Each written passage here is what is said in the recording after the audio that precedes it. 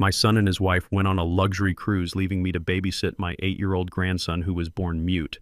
But when the heavy front door finally shut, he looked at me and said in a perfect, clear voice, "Grandpa, do not drink the tea Mom made. She plotted to kill you." My blood ran cold and the ceramic cup shook in my hands as I looked down at the dark liquid that was supposed to be my bedtime medicine before I tell you how a simple cup of tea turned my own home into a crime scene. Let me know where you are watching from in the comments below. Hit like and subscribe if you have ever had to protect yourself from the very people you raised. My name is Isaiah Washington, but my friends call me Zeke. I am 72 years old, and for 40 years I ran logistics for one of the biggest shipping companies on the East Coast. I know how to read a manifest, I know how to spot a missing crate, and I certainly know when someone is trying to hustle me. But the blind spot for every man is his own family. Retired 5 years ago with a comfortable pension, or at least that is what I let my son Darius and his wife Courtney believe in reality. I have a portfolio of real estate and stocks that I built quietly over decades, buying properties in Florida when the market was low and investing in tech before the boom. I never told them about the millions in the trust funds. I never told them about the offshore accounts. I wanted Darius to build his own man to earn his keep the way I did. Growing up in a one-bedroom apartment in Chicago. But looking at Darius, now standing in my foyer surrounded by Louis Vuitton luggage, I saw a man who had never really grown up. He was 36 years old, but he still looked at his shoes when I spoke to him. He was shifting his weight from foot to foot, his eyes darting around the room, everywhere except at me. He looked like a kid who had broken a window and was waiting to be caught. Courtney, on the other hand, was a picture of suburban perfection. She was a petite blonde woman with a smile that could freeze water. She was adjusting the collar of my shirt, her nails digging slightly into my skin. "Listen to me, Dad," she said, her voice dripping with that sugary sweetness that always made my teeth ache. "We are going to be gone for 2 weeks. The cruise has terrible reception, so we might not be able to call every day. But you have everything you need right here." She gestured to the kitchen counter where a large glass jar filled with a dark, dried herbal mixture sat. It looked innocent enough, like something you would buy at a high-end farmer's market. "This is the special blend Dr. Miller recommended for your heart," she continued, her blue eyes locking onto mine with an intensity that felt unnecessary. "It will help you sleep, it will keep your blood pressure down, but you have to be consistent, Dad. 1 cup every single night right before bed. Promise me." I looked at the jar and then at Darius. "Son, are you okay?" I asked, ignoring Courtney for a second. "You seem sweating." Darius flinched. He wiped his forehead with the back of his hand. "Yeah, Pops, I am just stressed. You know, packing and everything. We just really need this vacation. Just do what Courtney says. Okay, drink the tea. Take care of Leo. We will be back before you know it." He grabbed the handles of the suitcases, his knuckles turning white.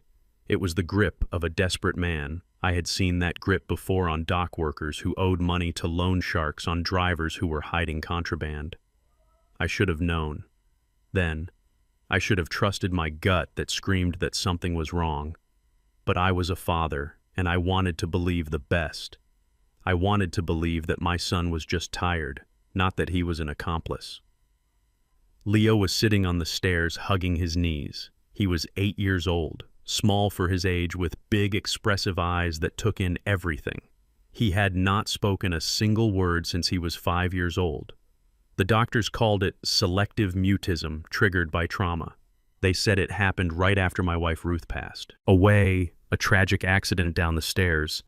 They said Leo had been the only one home with her, and the shock had stolen his voice, or so we thought. I walked over to him and ruffled his hair. "Do not worry, little man. Grandpa is going to take good care of you. We will watch all the old westerns you like. We will order pizza." Leo looked up at me, and for a second, I saw something in his eyes that looked like terror, pure, unadulterated fear. He looked at his parents by the door and then back at me, and he stayed silent. Courtney clapped her hands, breaking the moment.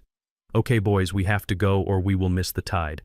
Dad, remember the tea, 1 cup boiling water steep for 10 minutes every night. It is crucial for your health, do not forget." I nodded. Yeah, I got it. "Go enjoy your boat ride." Courtney leaned in and kissed my cheek. Her lips were cold. She whispered, "Enjoy your sleep, Dad." It sounded like a threat wrapped in a wish. Darius did not even hug me. He just gave a quick wave and hauled the bags out the door, without looking back. When the heavy oak door clicked shut, the silence in the house was immediate and heavy. It was a large house, too large for just an old man. But I had kept it because it was where I raised Darius, where Ruth and I had danced in the living room. Now it felt like a mausoleum. I let out a long sigh, rubbing my aching knees. "Well, Leo," I said, turning to my grandson. "Just you and me, kid. How about I make myself a cup of that fancy tea, and then we figure out what is for dinner?" I walked into the kitchen. The jar of herbs seemed to glow under the under-cabinet lights. I am a creature of habit, and I respect instructions, so I put the kettle on. I watched the water boil, the steam rising up like a ghost. I measured out a scoop of the dark leaves. They smelled strange, not like chamomile or mint, but something earthier, slightly metallic, like old pennies. I poured the water. The liquid turned an inky black. Almost instantly, I let it steep, just like Courtney said. 10 minutes, I watched the clock on. Watched the microwave count down. I thought about Darius. I thought about how much money I had secretly set aside for him, waiting for him to show me some responsibility. I thought about how much debt he might be in to look that nervous. I decided that when they got back, I would finally sit him down and tell him about the money, help him get straight. Maybe that was all he needed, a fresh start. The timer beeped. I poured the black liquid into my favorite ceramic mug. It said, "World's best, Grandpa." A gift from Courtney, 3 Christmases ago. The irony hits me now, but at the moment, I just wanted to soothe my old bones. I blew on the steam. The smell was pungent, almost overpowering. Leo had walked into the kitchen. He was standing by the island, his eyes fixed on the mug. His little hands were clenched into fists at his sides. I picked up the mug. "All right, Leo," I said, lifting it to my lips. "Let's go. Turn on the TV." I was inches away from taking that first sip. I could feel the heat on my face, and then in a blur of motion, Leo lunged.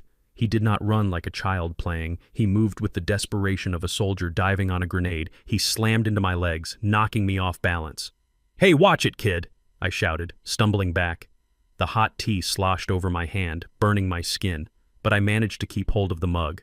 Leo did not stop. He grabbed my wrist with both hands, his grip surprisingly strong for an 8-year-old, and he pulled down with all his weight. "Grandpa, no!" he screamed. I froze. The world seemed to stop spinning. The silence of the house shattered, not by the noise of the struggle, but by the sound of his voice. It was not a hoarse whisper. It was not a struggle for words. It was clear, articulate, and terrified. "Leo," I stammered, staring at him. You spoke." He did not let go of my wrist. His eyes were wide, brimming with tears. He looked at the door as if expecting his parents to burst back in and punish him. Then he looked at me, and the words he said next tore my heart out of my chest and stomped on it. "Not drink it, Grandpa," he said, his voice trembling but steady. "Mom said, if you drink that every night for 2 weeks, you will sleep forever. She told Dad it was the only way to fix everything. She plotted it. Grandpa, she plotted it all." I stood there, the burning tea dripping off my hand onto the floor, unable to process what I was hearing. Sleep forever. Fix everything. The pieces of the puzzle started to slam together in my mind. Darius, nervousness, Courtney S, cold, insistence, the specific instructions for 2 weeks, exactly the length of their cruise. "Leo, what are you saying?" I asked, my voice dropping to a whisper. He let go of my wrist and stepped back, wiping his eyes. Mom said, "It is a slow medicine," she said. "It looks like a heart attack." She told Dad that once you are gone, the house is theirs and the insurance money will pay off the bad men. The bad men. Darius owed money. I knew he gambled. I knew he liked the high life, but murder, parricide for insurance money. It was a leap my mind refused to take. Not my son. Not the boy I taught to ride a bike. "You are lying." "Leo," I said instinctively, defending my own flesh and blood. "This is a bad joke. Did you see this on TV? Why are you talking now? Why, Haven, not you spoken for 3 years?" Leo looked at me with a maturity that an 8-year-old should not possess, because she said, if I ever spoke, she would send me away. She said I would go to a place where no one loves me, just like she sent Grandma Ruth down the stairs. The room spun. Grandma Ruth down the stairs, my wife, as death had been ruled an accident, a slip on a loose carpet runner. Leo had been the only witness, 5 years old, standing at the top of the landing, silent, traumatized. Courtney had held him while he cried. Courtney had explained to the police that he saw his grandmother trip. "Did you see Mommy push Grandma?" I asked, my voice barely audible. Leo nodded, tears streaming down his face. "Grandma found Mommy a special pills. Grandma said she was going to tell you. Mommy pushed her and then she told me, that if I ever made a sound she would do the same to me or send me to the orphanage. But I cannot let her hurt you too. Grandpa, I cannot be quiet anymore." My knees gave out. I sank onto the kitchen stool, the mug still in my hand. The liquid looked like tar now, like death in a cup.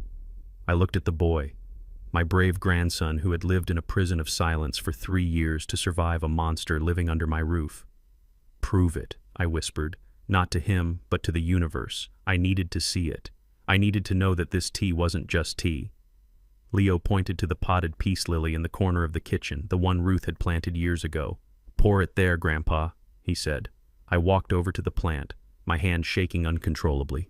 I tilted the mug and poured the black steaming liquid into the soil. For a second, nothing happened. I held my breath, hoping Leo was just a confused child, hoping that the soil would just get wet and I could laugh this off as a nightmare. But then a sound filled the quiet kitchen. A soft hiss like a snake. The soil began to bubble. A white frothy foam started to rise up around the base of the stems. The green leaves of the peace lily, usually so vibrant, seemed to wilt before my eyes, turning a sickly yellow at the edges as the roots absorbed the toxic sludge. It hissed and popped, a chemical reaction between the concentrated poison and the fertilizers in the soil. I dropped the empty mug. It shattered on the floor, the sound like a gunshot. I looked at the dying plant, then I looked at Leo, who was trembling by the refrigerator. My son had not just gone on vacation. He had left me in a gas chamber.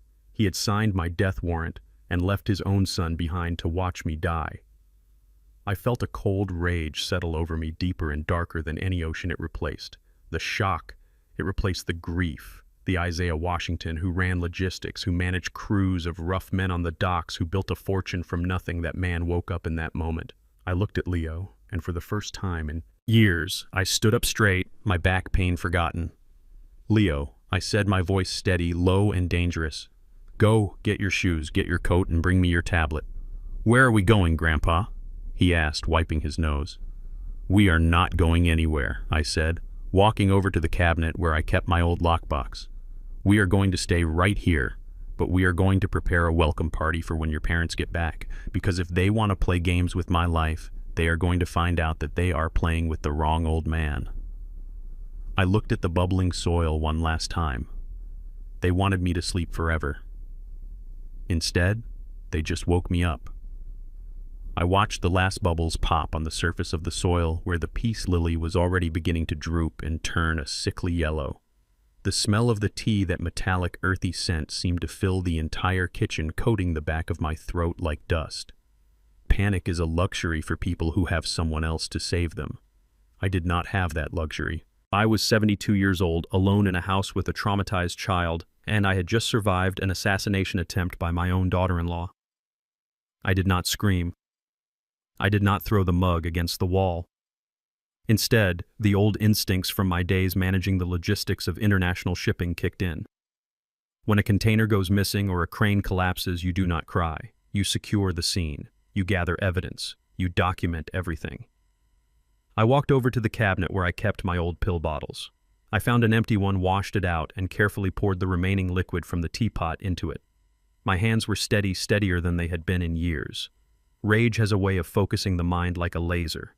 I sealed the bottle and wrapped it in a Ziploc bag. Then I went to my study and pulled out my little black book, the one with numbers that didn't exist in my phone contacts. I dialed a number I hadn't called in 5 years.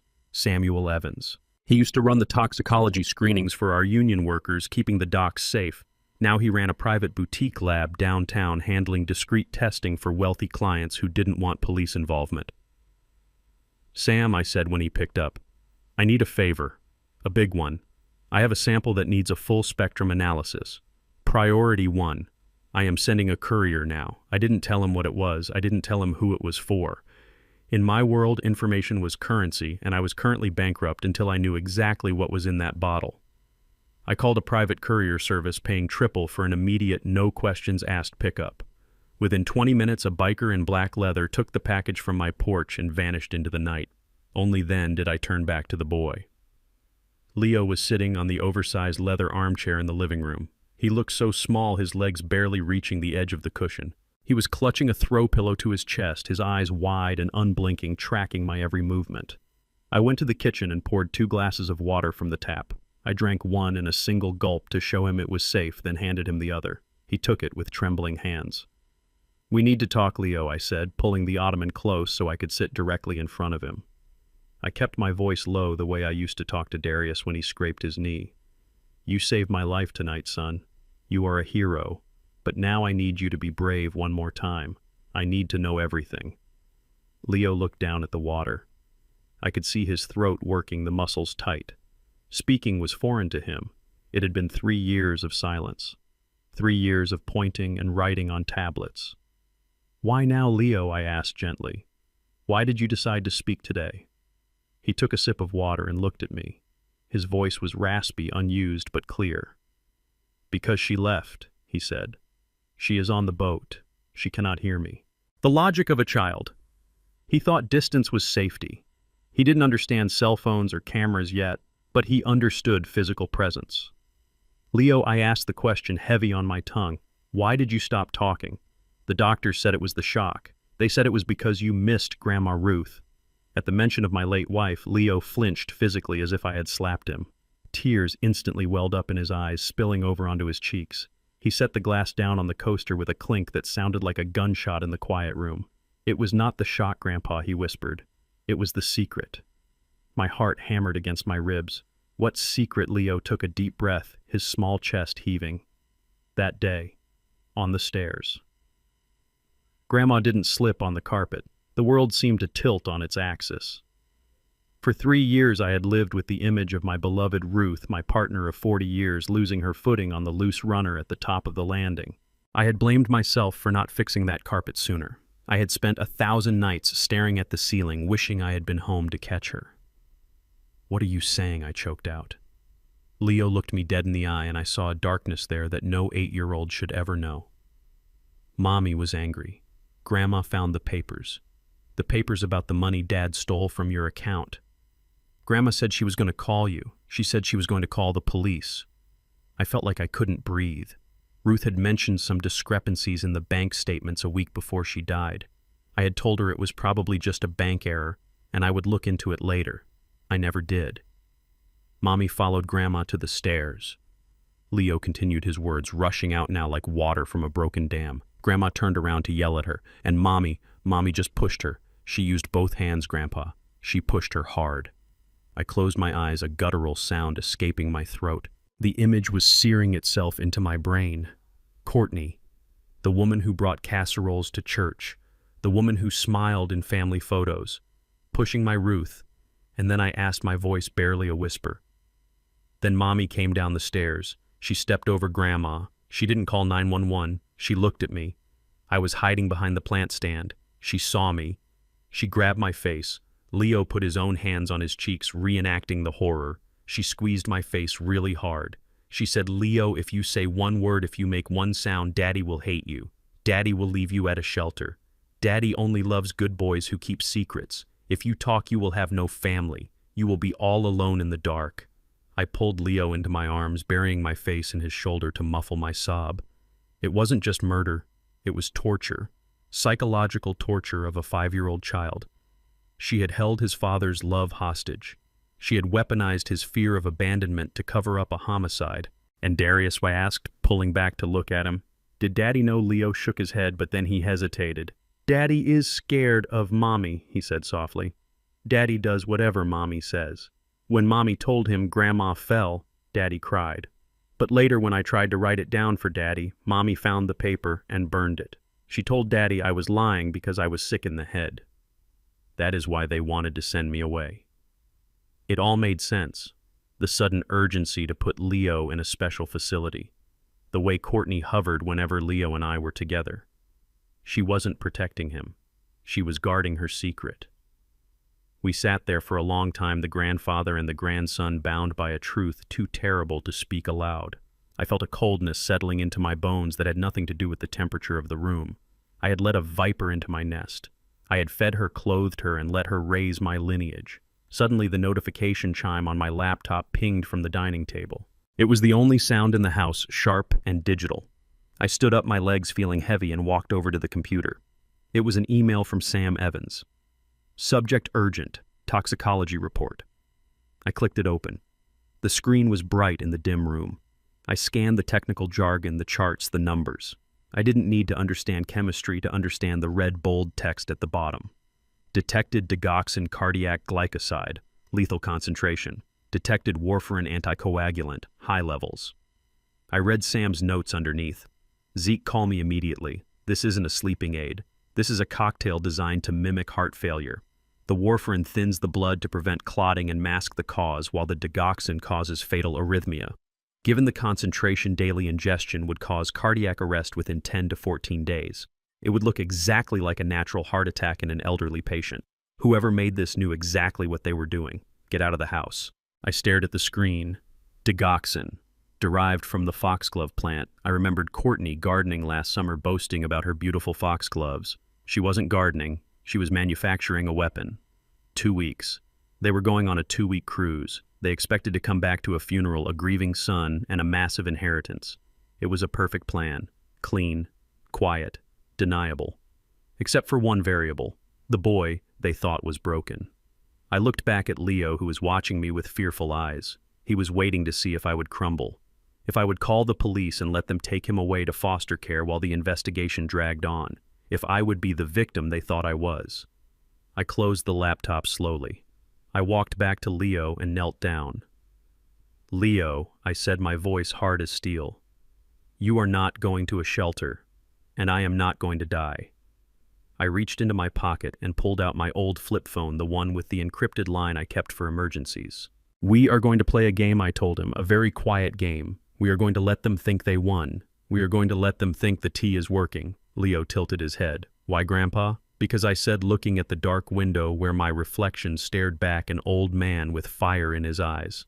I don't just want them caught. I want them destroyed. I want them to lose everything they thought they were stealing from us. I stood up and went to the window. The reflection of the room behind me showed a house that was no longer a home. It was a battlefield. I picked up the phone and dialed my lawyer, Weiss. It was 11 p.m., but Weiss would answer. He always answered for me. Change of plans, I whispered when he picked up. Don't sell the stocks yet. I need to restructure the trust. And Weiss, find out who holds the mortgage on my son's debt. I'm going shopping. The war had begun, and the first shot had been fired into a cup of tea. Most men would have dialed 911 the moment the toxicology report came back on that screen, but I am not most men. I spent 40 years in logistics managing the flow of millions of dollars of cargo. And if there is one thing I learned, it is that you never make a move until you see the full manifest. I needed to know the scope of the damage before I declared war. So instead of calling the police, I closed my laptop and looked at my grandson Leo, who was watching me with eyes that had seen too much for an 8-year-old. I need to see where your father keeps his papers. Leo, I said, my voice low and steady. The house was dark and quiet, the silence heavy with the ghosts of the betrayal I had just uncovered. Leo nodded and slipped off the chair, his small bare feet making no sound on the hardwood floor. He led me down the hallway to the room at the end, the home office that Darius always kept locked. This room had been my study. Once it was where I planned the expansion of my investment portfolio, where I taught Darius how to play chess, but when I let him and Courtney move in to save money, I gave him this space, hoping he would use it to build a career instead. As I stood before the locked oak door, I realized I had given him a bunker to plot my destruction. I did not have the key, but I did not need one. I pulled a thin, stiff piece of wire from my pocket, a trick I learned from a warehouse foreman in '82 when we lost the keys to a container full of perishables inside. The lock clicked with a satisfying snap and the door creaked open. The smell hit me first.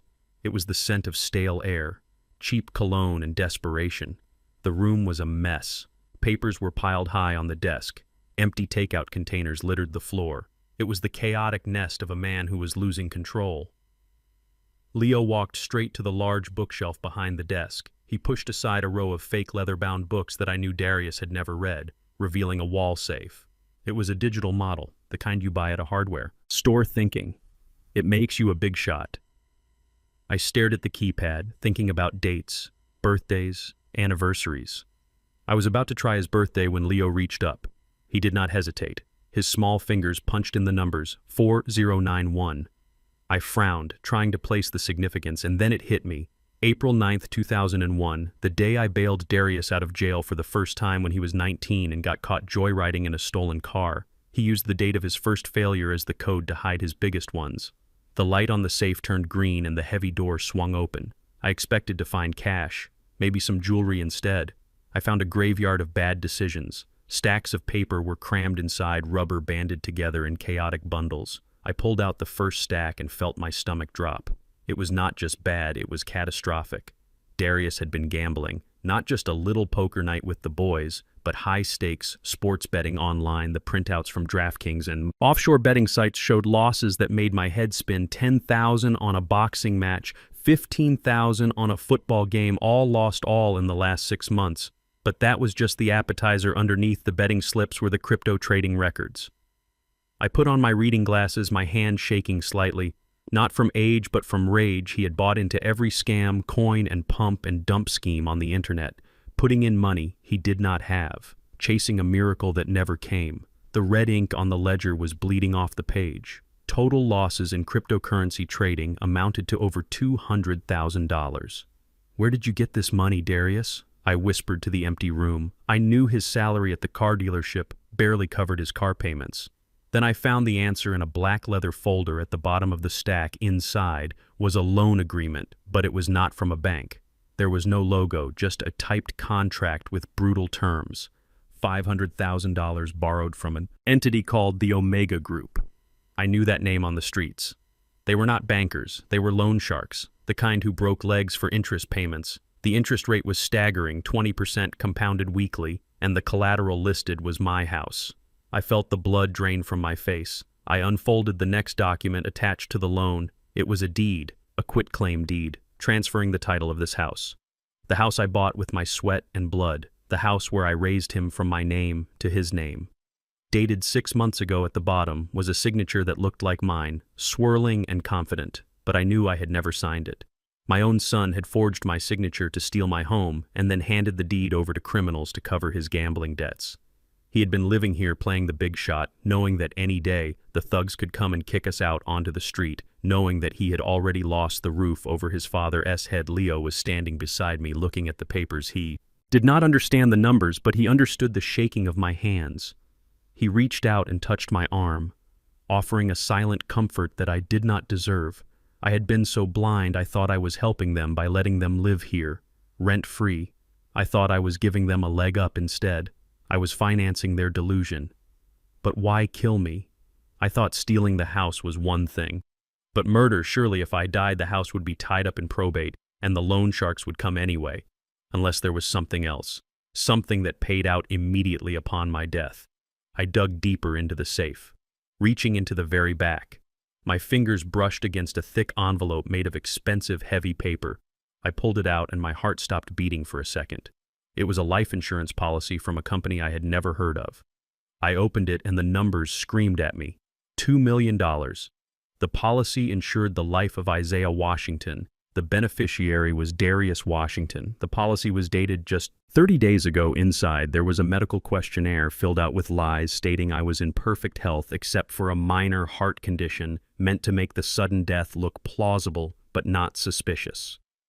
And there it was again, my signature forged in blue ink right next to the clause that said, in the event of accidental death or sudden cardiac event, the payout is expedited within 48 hours.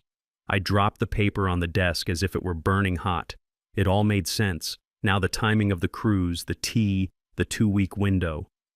Darius did not just need the house, he needed cash to pay off the $500,000 debt to the Omega Group before they killed him. And he needed another $1.5 million to start his new life with Courtney. The plan was simple. Kill the old man, collect the $2 million, pay the sharks, and walk away. Rich and free. I looked at the date on the policy again. The waiting period for the policy to be active was exactly 30 days today, was day 31. They had waited until the policy was valid to the minute before they got on that boat and left me with the poison. I looked at Leo, who was staring at the insurance policy with a frown on his face. He pointed to a sticky note attached to the back of the folder. I turned it over in Darius's handwriting. Scrawled in a panic were the words, "Deadline Friday, or they break legs." Friday, that was in 3 days. The loan sharks were coming for him in 3 days. That is why he was so nervous at the door. That is why Courtney was so insistent about the tea. They were not just greedy, they were on a ticking clock, and they decided that my life was the only currency they had left to buy more time. I felt a cold calm settle over me, the kind of calm I used to feel when a storm was rolling in off the Atlantic and I had to secure the cargo on the docks. I was no longer a father, looking at his son, some mistakes. I was a man looking at an enemy who had targeted me for liquidation. Darius had made his choice. He had traded my life for a gambling debt. He had signed a contract with the devil and tried to pay it with my soul. I looked down at my grandson. "Listen to me. Leo," I said, my voice hard and flat. "Your father made a mess, a very big mess. He thinks I am going to die on Friday so he can get paid. But he forgot one thing." Leo looked up at me, his eyes wide, waiting. "He forgot that I am the one who taught him how to sign his name," I said, picking up the forged deed and the insurance policy. I folded them carefully and put them in my pocket. "I am not going to call the police. Leo, not yet, because if I call the police now your dad goes to jail, but the bad men still come for the house and we lose everything. No, we are going to do something smarter." I looked at the phone on the desk. I picked up the receiver and dialed the number of the only person I knew who could help me navigate a shark tank without getting eaten.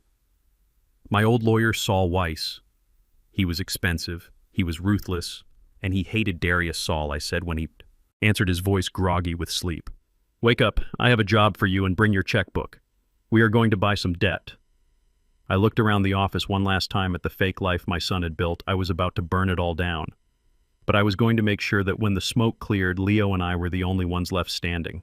The tea was in the trash, the papers were in my pocket, and the old Zeke Washington was back in business. The game had changed, and Darius was about to find out that he had bet against the house, and the house always wins. Acting was never my strong suit. I was a man of facts and figures, of shipping manifests and structural integrity. But that afternoon, sitting in my favorite armchair with the blinds drawn against the bright sunlight, I had to give the performance of a lifetime. I had spent the last hour preparing for this moment, not by memorizing lines but by diminishing myself. I had buttoned my shirt wrong, skipping the second button to look disheveled. I had rubbed my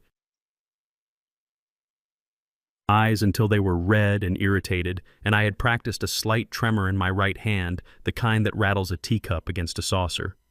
Leo sat on the floor near my feet, playing with a set of wooden blocks.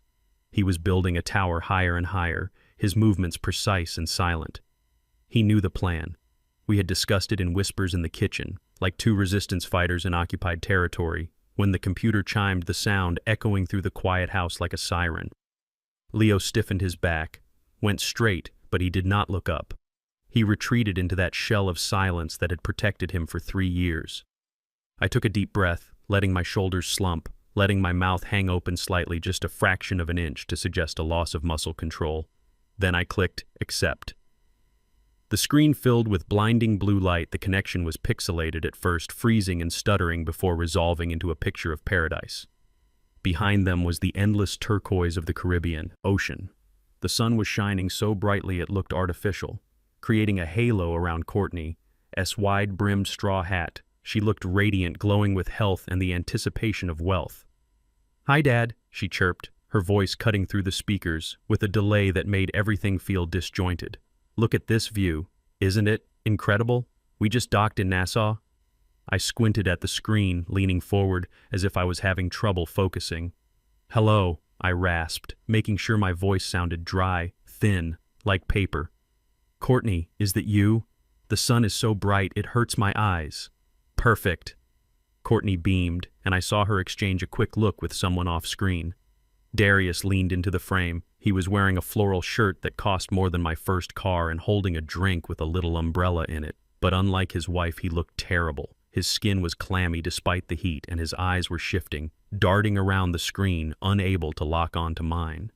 "Hey, Pops," Darius said, his voice tight, barely a mumble. "How? Are you holding up everything okay at the house?" I let my hand tremble as I adjusted the laptop screen, making the image shake. Chaos creates unease, and I wanted them to feel uneasy. "I am feeling a little tired." "Son," Honestly, I said, letting a sigh escape that turned into a weak cough, just very tired. My chest feels heavy, like there is a weight sitting right here. I rubbed my sternum, watching Courtney's reaction like a hawk. She did not look concerned. She looked delighted.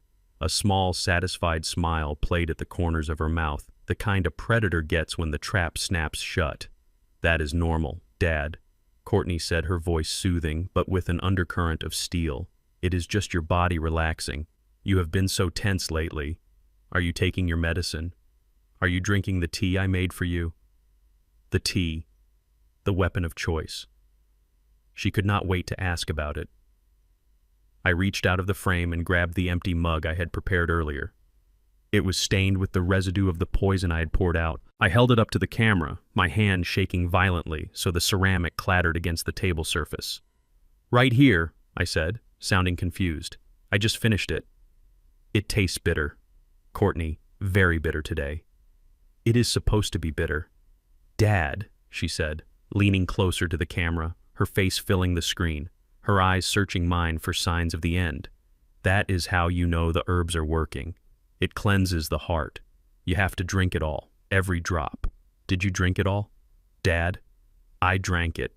I lied, letting my head loll back against the headrest for a moment, closing my eyes as if keeping them open was too much effort. "I feel dizzy, though, very dizzy." "Is that normal?"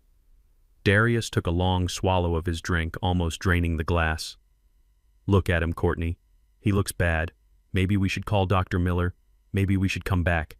Courtney's hand shot out and gripped Darius' forearm, her nails digging into his skin. I saw him flinch hard.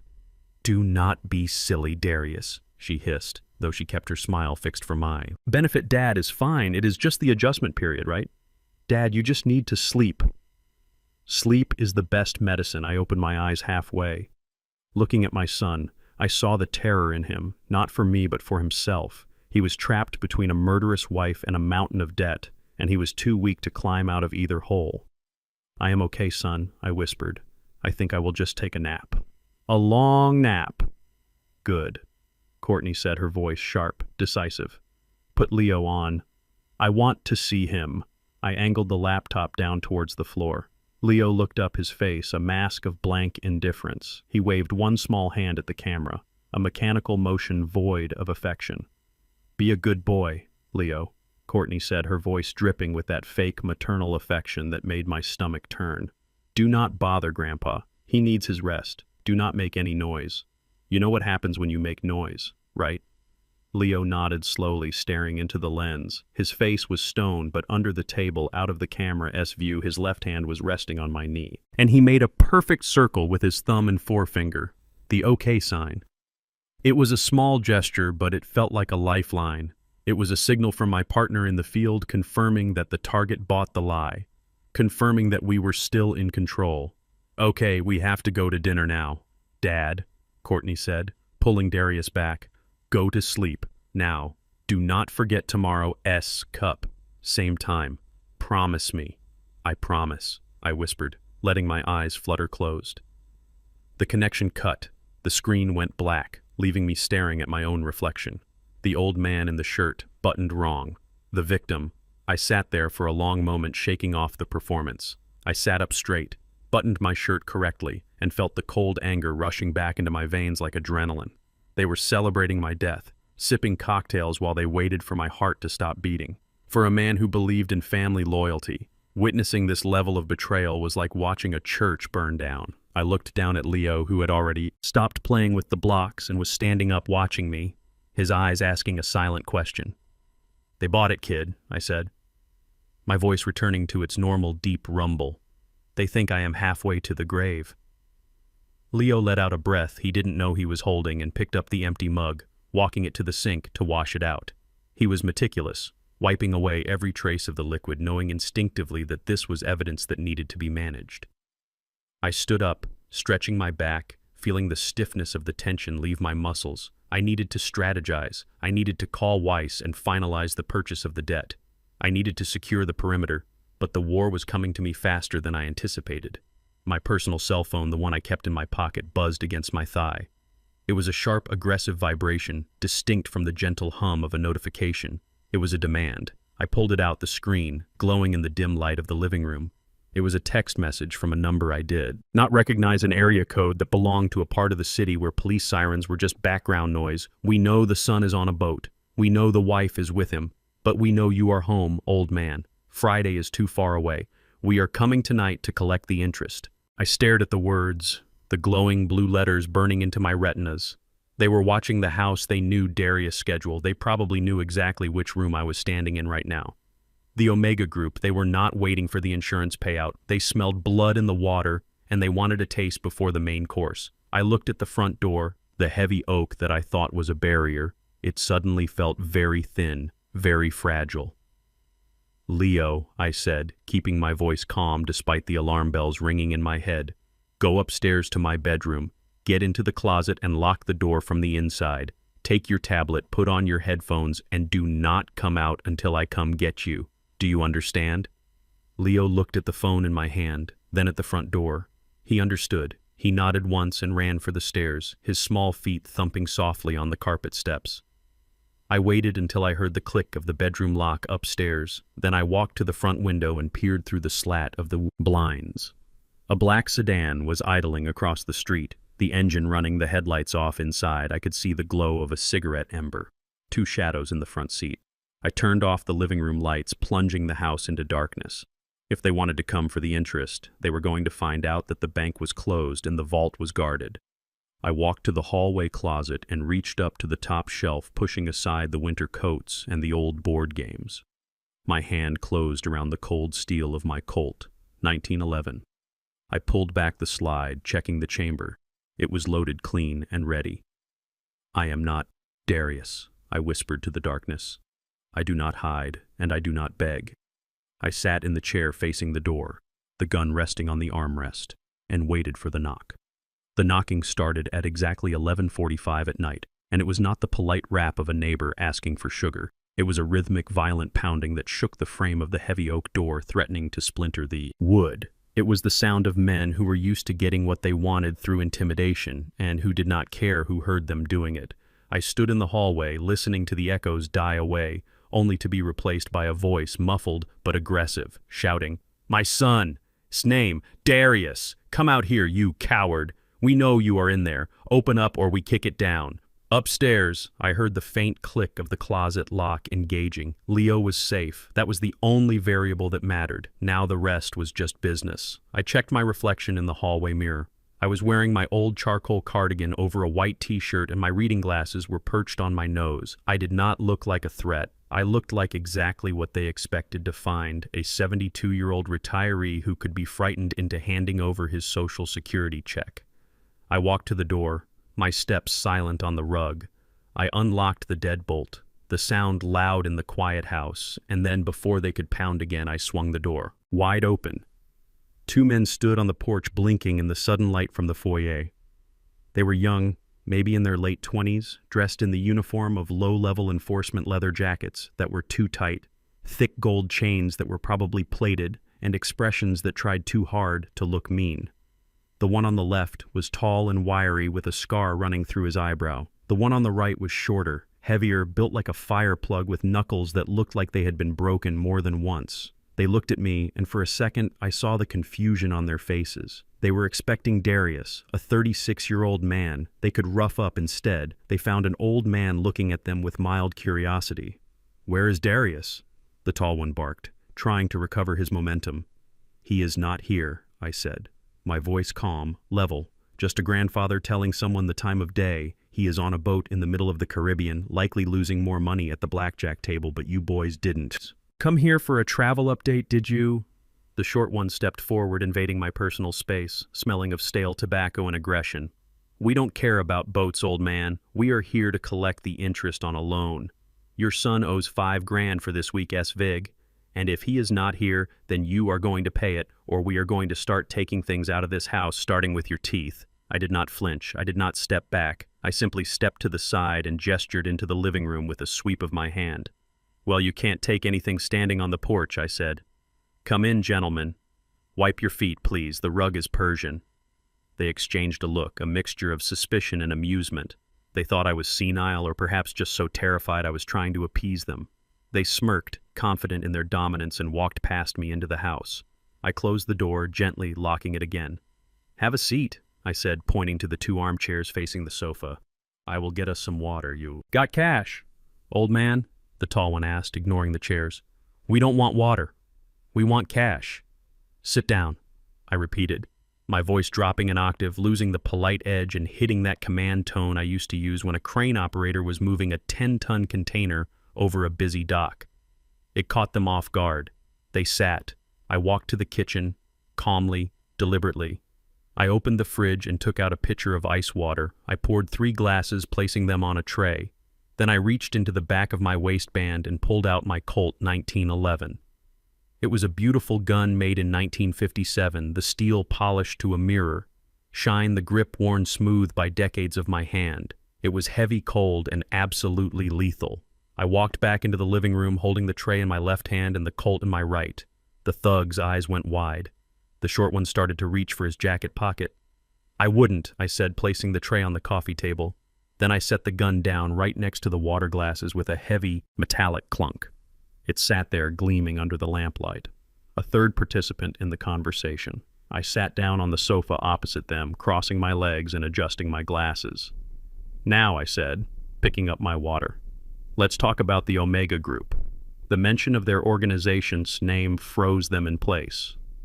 The tall one narrowed his eyes. "Who are you, old man? How do you know that name? I know a lot of things." I took a sip of water, watching them over the rim of the glass. "I know that Tony Ranging is running the operation out of the back of a dry cleaner on 125th Street. I know that you two are collectors, which means you get paid a percentage of what you bring in. And I know that buying bad debt is a risky business model unless you have collateral." I leaned forward, resting my elbows on my knees, the gun just inches from my hand.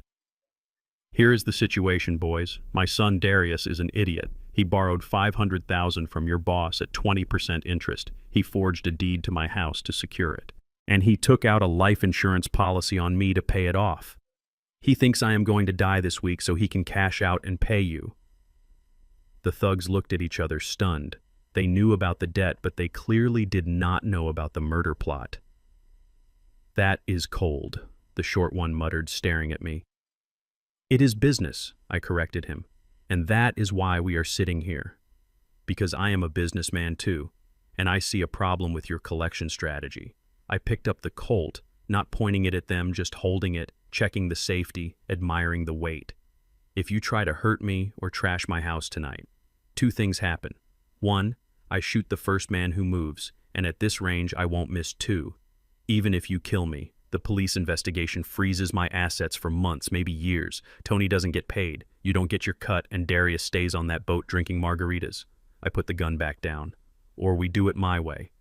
The tall one licked his lips, his eyes flicking between the gun and my face. What? "Your way." I reached into my pocket and pulled out a checkbook. It was not a personal checkbook with puppies or sunsets on it. It was a large, leather-bound corporate ledger binder. I opened it and clicked a gold pen. "I have a company," I said, writing the date in neat block letters. "It is called Zeke Holdings, LLC. You have never heard of it because I don't advertise, but Zeke Holdings specializes in acquiring distressed assets. I own apartment buildings, I own parking lots, and tonight I am looking to acquire a debt." I looked up at them. "I will buy Darius S. debt note from the Omega Group. I will pay the principal $500,000 plus a flat 10% Finder S fee for the 2 of you. That is $50,000 cash split between you just for walking back to Tony and handing him a check." Silence hung in the room, thick and heavy. $50,000 was more than these guys made in a year, breaking kneecaps. I saw the greed warring with the suspicion. "Why would you do that?" the tall one asked. "Why pay for your son if he tried to kill you?" "Because I don't want Tony sending guys like you to my door every week," I said softly.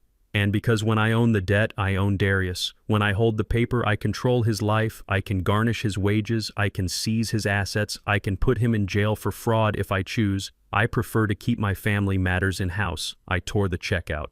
It was written for $50,000 payable to cash a deposit on the deal. "Take this to Tony," I said, sliding the check across the table. "Tell him Zeke Washington wants to buy the paper. Tell him to look up Zeke Holdings and check the credit rating. He will see that I have the liquidity to clear the full $500,000 tomorrow morning." Wire transfer, clean and legal, no police, no heat, just money. The short one reached out and took the check. His fingers trembling slightly, he looked at the number of zeros. "Is this real?" he asked. "Call the bank in the morning," I said, standing up, signaling that the meeting was over. "Tell Tony I will expect a call by noon to finalize the transfer of the debt note if he agrees. You keep the 50 grand if he sends you back here again." Well, I picked up the Colt and racked the slide. The sound of a bullet chambering was loud and final. Then we skip the water and go straight to the noise. The two men stood up slowly, the arrogance completely gone from their posture. They looked at the gun, then at the check, then at me, with a newfound respect. They realized they had walked into a lioness den, expecting a lamb. "We will tell him," the tall one said, tucking the check into his pocket, safely. "We will tell him you are buying the debt." "Good." I walked them to the door, unlocking it. "And boys," I added as they stepped out into the cool night air, "tell Tony that if anyone comes near this house again before the deal is done, I will take it as a breach of contract, and I will spend that $500,000 hiring a private security team to hunt down every member of your little club. Do we understand each other?" "We understand," the short one said, nodding his head. They walked back to their car, moving faster than they had arrived. I watched them drive away, the taillights disappearing down the street. I closed the door and locked it, engaging the deadbolt and the chain. My legs suddenly felt weak, the adrenaline fading, leaving behind the exhaustion of a man who should be sleeping, not negotiating with gangsters. I leaned back against the door, closing my eyes. I had just spent $500,000 of my retirement money, but I had bought something more valuable than a house. I had bought control. I had bought time, and I had turned my son's creditors into my employees. I walked to the stairs and called up softly, "Leo, it is okay. You can come out now." The closet door clicked open upstairs, and I heard his small footsteps running to the landing. He looked down at me, his eyes wide, checking for blood. "Did the bad men hurt you?" "Grandpa?" he asked, signing the words as he spoke them, a habit, returning in his fear. "No, Leo," I said, climbing the stairs, one heavy step at a time, putting the gun back into my waistband. "The bad men work for us now. Go brush your teeth, kid. We have a busy day tomorrow. We have to buy a bank." Saul Weiss was the kind of lawyer who looked like he slept in a three-piece suit. He was 5'6", bald as a billiard ball, and possessed a mind that was sharper than the razor wire around a maximum security prison. I had known Saul for 30 years, since he helped me navigate the zoning laws for my first warehouse purchase. He was not cheap, he was not particularly friendly, but if you were in a foxhole, he was the only man you wanted, holding the map. He arrived at my house at 2 in the morning carrying a leather briefcase that looked older than Leo and a thermos of black coffee. He did not ask why I called him at such an ungodly hour. He simply walked in, looked at the gun on the table, looked at the terrified boy on the stairs, and then looked at me. "Talk," he said. Sitting down at the dining room table and opening his briefcase, I laid it all out for him. The toxicology report, the forged deed, the life insurance policy, the recording of Courtney and Darius plotting my murder, and the visit from the Omega Group. Thugs.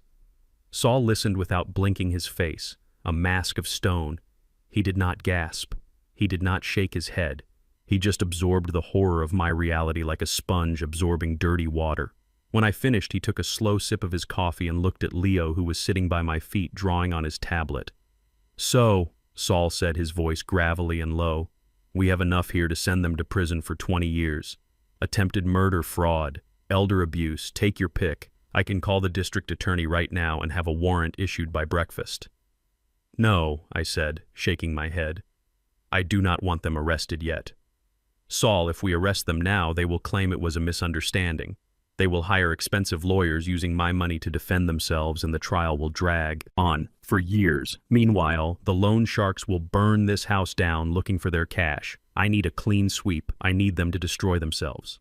Saul smiled, a thin, predatory smile that did not reach his eyes. "I thought you might say that you always were a logistics man. Zeke, you want to control the demolition." "Exactly," I said, leaning forward. "Here's what I want. I want to bait the trap.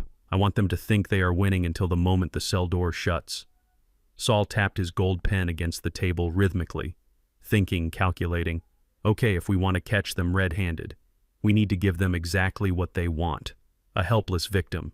They are expecting the poison to work slowly, simulating heart failure or a stroke. So let's give them a stroke. I frowned. You want me to fake a stroke? Not a full-blown one, Saul corrected me. Just the symptoms: confusion, memory loss, tremors, the early stages of dementia brought on by the toxicity. If they think you are losing your mind, they will get greedy. Greed makes people sloppy.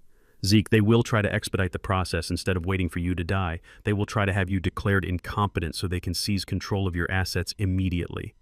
He pulled a fresh legal pad from his bag and started sketching a diagram. It is called a conservatorship trap, Saul explained. We let them file the papers. We let them bring in their corrupt doctors to certify that you are unfit.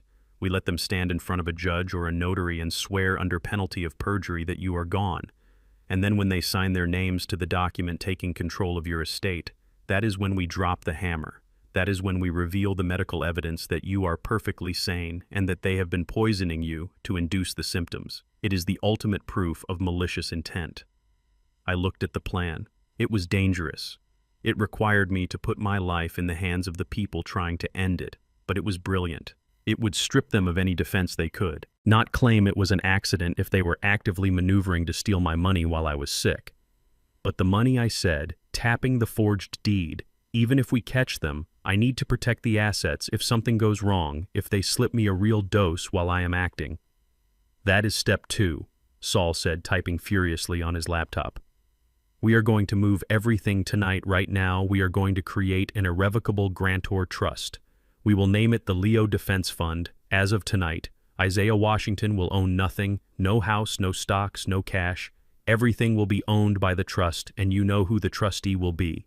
He pointed the pen at himself. Me. I will be the gatekeeper. If they try to access your accounts with a power of attorney, it will be useless because the accounts will be empty if they try to sell the house. They cannot, because the title will belong to the trust. They will be stealing keys to an empty vault. I watched him work his fingers, flying across the keys, executing transactions that would usually take weeks in a matter of minutes. This was the power of money. This was the power of having the right friends. Saul was moving millions of dollars through secure channels, shielding my life as work behind layers of corporate armor. Leo tugged on my sleeve, interrupting my thoughts. I looked down at him. His eyes were filled with a panic I had not seen since the tea incident. He held up his tablet, and on the screen he had typed in big, bold letters. Please don't be sick. Grandpa, don't let them hurt you. My heart broke a little. Looking at him, he was just a boy, and he had already lost so much. The idea of his grandfather, his only protector, becoming weak, even if it was fake, was terrifying to him. I picked him up and sat him on my lap. He was getting big, but tonight he felt small, light as a feather. Listen to me, Leo, I whispered, holding him close so he could feel the steady beat of my heart. I am not going to be sick. I am going to be acting. Do you know what acting is? It is like when we play cowboys and aliens. I pretend to be the alien, but I am still Grandpa. Leo looked at me skeptical. He reached out and touched my face, his small fingers tracing the lines around my eyes. But they will be here. He typed, his fingers moving fast. They are bad. Yes, they are bad, I admitted, but we are smarter. This is a trap. Leo, like in the cartoons when the roadrunner paints a tunnel on the wall and the coyote runs into it. We are painting a tunnel. We are going to make them think I am weak so they run full speed into the wall. I looked over at Saul, who was watching us with a softened expression. Saul is building the wall, I told Leo, and I am the bait. You have the most important job of all. Leo, you have to be the lookout. You have to watch them when I cannot, because when I am pretending to be sick, I cannot break character. I need you to be my eyes and ears. Can you do that for me? Leo looked at Saul, then back at me. He took a deep breath, squared his small shoulders, and nodded firmly. He deleted the text on his tablet and typed a new word. Spy. I smiled, kissing his forehead exactly. You are my spy. Done, Saul announced, hitting the enter key with a flourish. The transfers are initiated. By the time the banks open in the morning, your personal accounts will show a balance of 0. The house title is already pending transfer into the trust. Let them come. Let them try to take it. They will be grabbing smoke. I felt a weight lift off my chest. The money was safe. That was the shield now. I had to forge the sword. I stood up and walked to the mirror in the hallway again. I looked at myself. the strong jaw, the clear eyes, the posture of a man who had built an empire. I had to destroy this man. I had to become the shuffling, mumbling, confused old fool that Courtney wanted me to be. I let my shoulders collapse inward. I relaxed my facial muscles until my mouth hung slightly slack. I let a vacant look gloss over my eyes, focusing on nothing. Staring into the middle distance, I raised my hand and forced it to tremor, a rhythmic shaking that traveled up my arm. I practiced the voice, not my deep baritone, but a higher thinned-out rasp. "Who are you?" I muttered to the mirror. "Where is my wife? I want Ruth." It sounded pathetic, it sounded broken, it sounded perfect. Saul stood behind me, watching my transformation. "Impressive," he said quietly. "If I didn't know better, I would call an ambulance myself." "It is not acting, Saul," I said, dropping the character and turning to face him. My eyes hard again. "It is a preview of what they tried to do to me. They wanted to turn me into a vegetable so they could harvest me. Well, they are going to get the vegetable, but the roots are going to strangle them." Saul packed up his briefcase, checking his watch. It was nearly 4 in the morning. "I will have the trust documents finalized and notarized by my staff. First thing," he said, "I will keep the originals in my safe. I am also going to alert a contact of mine at the precinct, a detective named Miller. He is a good man, hates domestic abuse cases. I will tell him to be on standby for a call from me." "Thank you, Saul," I said, shaking his hand. He paused at the door, looking back at me and Leo. "You know, Zeke," he said, his voice soft, "most clients come to me trying to save their money. You are the first one who came to me to save his dignity. Make sure you win this one, my friend, because if they realize you are faking—" I patted the Colt, 1911, that was now tucked back into the waistband of my trousers under my cardigan. "If they realize I am faking," I said grimly, "then the acting stops and the war starts for real." Saul nodded and disappeared into the night. I locked the door and turned to Leo. "Come on, spy time to get some sleep. The actors need their rest." As I walked up the stairs, holding my grandson's hand, I felt a strange sense of anticipation for the first time in my life. I was looking forward to seeing my son, not to hug him, but to destroy him. I was going to give the performance of a lifetime, and the ticket price was going to be everything they had. The stage was set, and the curtain was about to rise on the most painful performance of my life. I had spent 40 years commanding boardrooms and shipping docks, standing tall and looking men in the eye. But today I had to shrink, I had to wither. I had to become the shell of a man that my daughter-in-law hoped to find. I had called in a favor from Dr. Bennett, my family physician for 30 years, a good man who had delivered Darius and treated Ruth until the end. He didn't ask questions when I told him I needed to lure my son back from the Caribbean. He simply called Darius and told him that my heart was failing and my mind was going with it. He told them I was refusing to go to the hospital and that I was asking for my wife. It worked faster than I expected. Greed has a way of speeding up travel plans. They cut their 2-week cruise short and flew back on day 12. Barely 48 hours after my call with Bennett, I lay on the sofa in the living room wrapped in an old Afghan blanket. Even though it was 70 degrees inside, I had let a 2-day stubble grow on my face, and I had practiced the vacant stare, the look of a man whose internal lights were flickering and about to go out. Leo was sitting on the floor near the fireplace, pretending to color, but his eyes were sharp, alert. He was my lookout, my little soldier in a war that was being fought with silence and deception. I heard the key turn in the lock. The sound was loud in the quiet house. Usually that sound meant family coming home, meant Sunday dinners and laughter. Today, it sounded like the click of a chamber being loaded. The door swung open and a gust of warm air and expensive perfume rushed in. Courtney entered first, her skin bronzed from the island sun, her hair bleached lighter by the salt water. She was dragging a Louis Vuitton carry-on and looking around the room with the frantic energy of a scavenger bird spotting a carcass. Darius followed her. He looked terrible. His tan couldn't hide the dark circles under his eyes or the way his hands shook as he set down the bags. He was a man being crushed by debt and guilt, a man walking to the gallows of his own making. "Dad," Courtney called out, her voice pitching up into that fake concern that made my skin crawl. "Dad, we are home. Dr. Bennett called us. Are you okay?" I did not answer. I stared at the dust motes dancing in a shaft of sunlight, letting my mouth hang slightly open. I let a little bit of drool gather at the corner of my lip. a detail that hurt my pride more than I can explain. But I needed to sell this. I needed them to believe I was broken. They rushed into the living room, stopping short when they saw me. I must have looked pathetic, a heap of old bones under a knitted blanket. "Staring at nothing, Pops," Darius whispered, dropping to his knees beside the sofa. "Pops, it is me, Darius." I slowly turned my head, keeping my neck stiff, my movements jerky. I let my eyes drift over his face, not locking onto his gaze, but looking through him, past him. "Who are you?"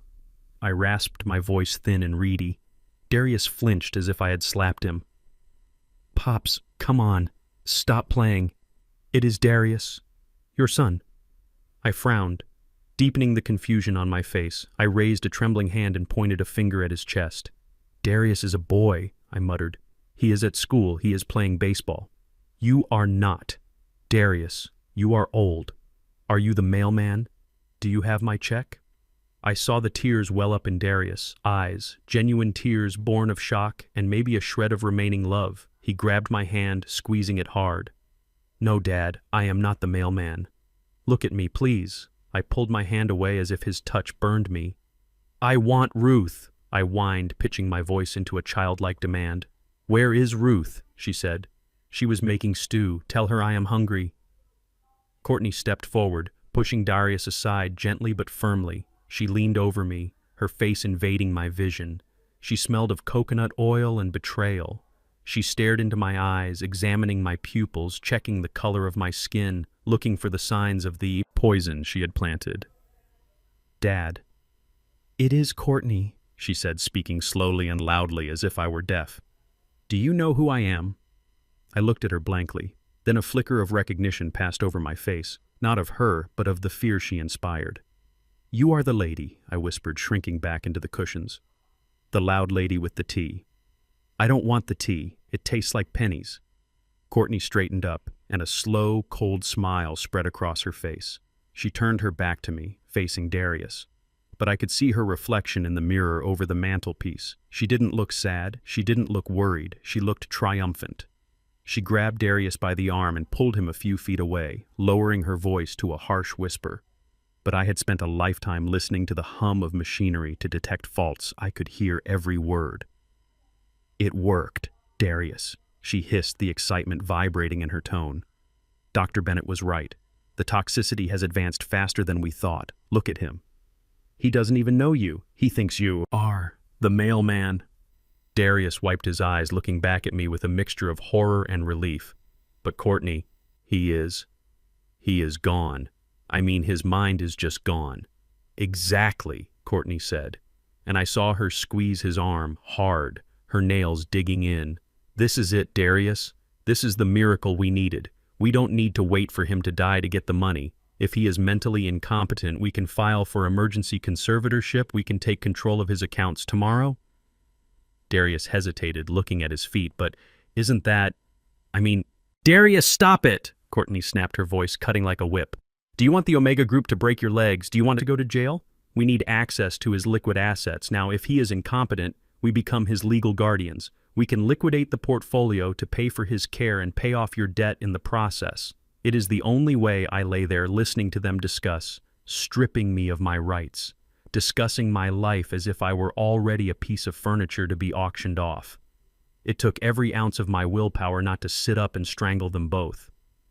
But I had to be the mailman, his confused customer. I had to be the victim.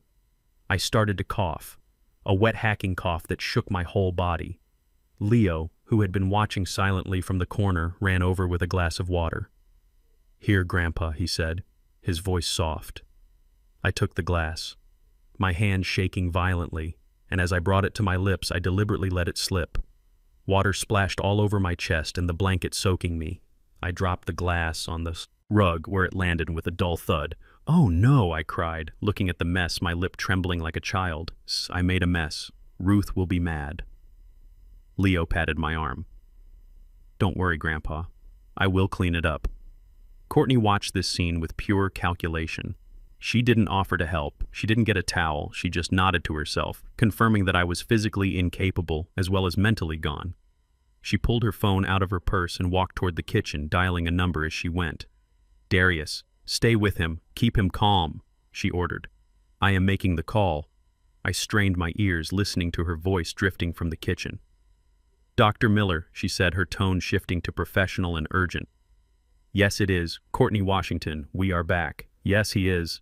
He is in a very bad state, severe cognitive decline. He doesn't recognize his son. Motor control is gone. Yes, exactly what we discussed. I need you to come over now, Dr. Miller. We need the evaluation done today. Yes, I have the paperwork ready for the court filing. Perfect. See you in 20 minutes. She hung up and walked back into the living room, her heels clicking on the hardwood like the ticking of a clock. She put a hand on Darius' shoulder, squeezing it reassuringly. It is done, she said. Dr. Miller is on his way. He will certify that Dad is suffering from acute dementia, probably induced by age and underlying conditions. He will sign the affidavit of incompetence. Once we have that, we file it with the probate court first thing in the morning by noon tomorrow. We will have power of attorney over everything. Darius looked at me, sitting there wet and shivering in the summer heat. By noon tomorrow, he repeated, his voice hollow. Yes, Courtney said, kissing him on the cheek, and then, we are free.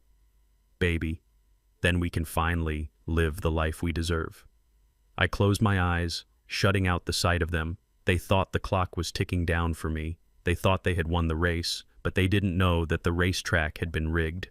Dr. Miller, the dirty doctor who sold diagnoses for cash, was coming to sign a piece of paper that would seal their fate. They were about to go on record legally and publicly swearing that I was insane based on a condition they had manufactured. I felt a small hand slip into mine under the wet blanket. I squeezed Leo's fingers. He squeezed back. 2 short pulses. The trap was set, the bait was taken, and the wolves were circling. I let out a long, low moan, throwing my head back against the cushion. Mailman, I yelled out, my voice cracking. I want to go home. Courtney laughed, a soft, cruel sound. You are home, Dad, she said, and soon this home will be ours. I kept my eyes closed, hiding the fire that was burning behind them. Tomorrow at noon, she said. Tomorrow at noon, everything would change, but not in the way she thought. Tomorrow at noon, the mailman was going to deliver a package they would never forget. Dr. Miller smelled like peppermint and stale cigarette smoke, a combination that reminded me of the cheap motels near the shipping docks where illicit deals were made. He walked into my living room carrying a battered leather medical bag that looked more like a prop than a tool of healing. He was a small man with nervous eyes that refused to stay still, flickering around the room, assessing the value of my furniture rather than the health of his patient. I lay on the sofa, letting my jaw go slack, watching him through half-closed lids. Courtney was hovering right behind him, her hands clasped together in a performance of anxiety that was worthy of an Oscar, but I could see the tension in her knuckles, the white-hot anticipation of the verdict she had paid for. He is right here, Dr. Courtney said, her voice hushed and tragic. He has been like this since we got back. He does not know what year it is. He thinks Darius is the mailman, and he keeps asking for his wife who passed away 3 years ago. Miller nodded, pulling a stethoscope from his bag without even warming it up. He pressed the cold metal disc against my chest right over my heart. He listened for maybe 3 seconds, not nearly enough time to detect an arrhythmia or a murmur, but plenty of time to pretend. Heart rate is elevated, Miller mumbled, retracting the instrument. Pupils are sluggish, responding to light. He pulled a small pen light from his pocket and flashed it in my eyes. I stared straight ahead, ignoring the beam, focusing on a water stain on the ceiling, letting my eyes water without blinking. Mr. Washington, Miller said loudly, speaking to me as if I were a toddler or a golden retriever. Can you hear me? Mr. Washington, can you tell me your name? I let a long, slow breath escape my lips, making a whistling sound through my nose. My name, I rasped, letting my voice crack. My name is... Captain. The ship is leaving. Where is the manifest? Courtney let out a dramatic sob, pressing her face into Darius' shoulder. See, she cried. He is talking about ships. He hasn't worked on the docks in 5 years. Miller made a show of writing something down on his clipboard, scratching the pen across the paper with aggressive strokes. Mr. Washington, Miller continued. Can you tell me what year it is? Who is the President of the United States? I turned my head slowly, looking at Darius, then at the doctor. I narrowed my eyes, mimicking the suspicion of the confused. It is 57, I whispered. Eisenhower. I like Ike. Tell him the cargo is safe. Darius looked away, unable to watch. He was weak, but he wasn't made of stone like his wife. Watching his father disintegrate, even if it was fake, was tearing at him. But he was too deep in the hole to stop it. Now he needed this diagnosis as much as Courtney did. He needed my mind to be gone, so his debts could vanish. Miller straightened up, snapping his clipboard shut with a finality that echoed in the silent room. "It is as you suspected, Mrs. Washington," he said, his tone grave but his eyes bored acute. "Rapid onset dementia, likely exacerbated by a series of mini-strokes, or TIA. It is not uncommon in men of his age and background. The stress on his heart has deprived the brain of oxygen, causing significant cognitive regression." I wanted to laugh. I wanted to sit up and break his nose for insulting my intelligence, and my heart implies mini-strokes, implies he was making it up as he went along. Justify the fee, Courtney had undoubtedly promised him. Is permanent? Courtney asked. Breathless. "I am afraid so." Miller lied smoothly. "At this stage, recovery is impossible. He requires 24-hour supervision. He is a danger to himself and others, legally speaking. He no longer has the capacity to make decisions regarding his health, his finances, or his estate." I saw Leo in the corner of the room, standing by the bookshelf, holding his favorite teddy bear, the one with the blue ribbon tied around its neck. He was hugging it tight to his chest, facing the doctor. The bear's left eye was a high-definition camera lens recording every word, every lie, every breach of ethics. "Good boy, Leo," I thought. "Keep the camera steady." Courtney nodded solemnly, hiding her triumph behind a tissue. "So what do we do?" "Doctor, I am going to sign the certificate of incapacity right now," Miller said, pulling a thick document from his bag. "This affidavit declares Mr. Isaiah Washington medically incompetent. It recommends the immediate transfer of guardianship and power of attorney to his next of kin. You need to file this with the probate court first thing tomorrow morning." He placed the paper on the coffee table right in front of my face. He uncapped a heavy fountain pen and signed his name with a flourish, stamping his medical license number underneath it. "There," he said, handing the paper to Courtney. "He is officially no longer in charge of his own life." Courtney took the paper, her hands trembling not with grief, but with greed. She stared at the signature like it was a winning lottery ticket. "Thank you, doctor," she whispered. "Thank you for saving us." Saving him. Miller packed up his bag quickly. "Darius, walk me to my car. I need to give you the invoice for the consultation." I knew what that meant. The invoice would be a cash envelope handed over in the driveway. Hush money for a dirty deed. As they turned to leave, I knew I had to plant the seed. I had to make sure they didn't just put me in a home and sell the house quietly.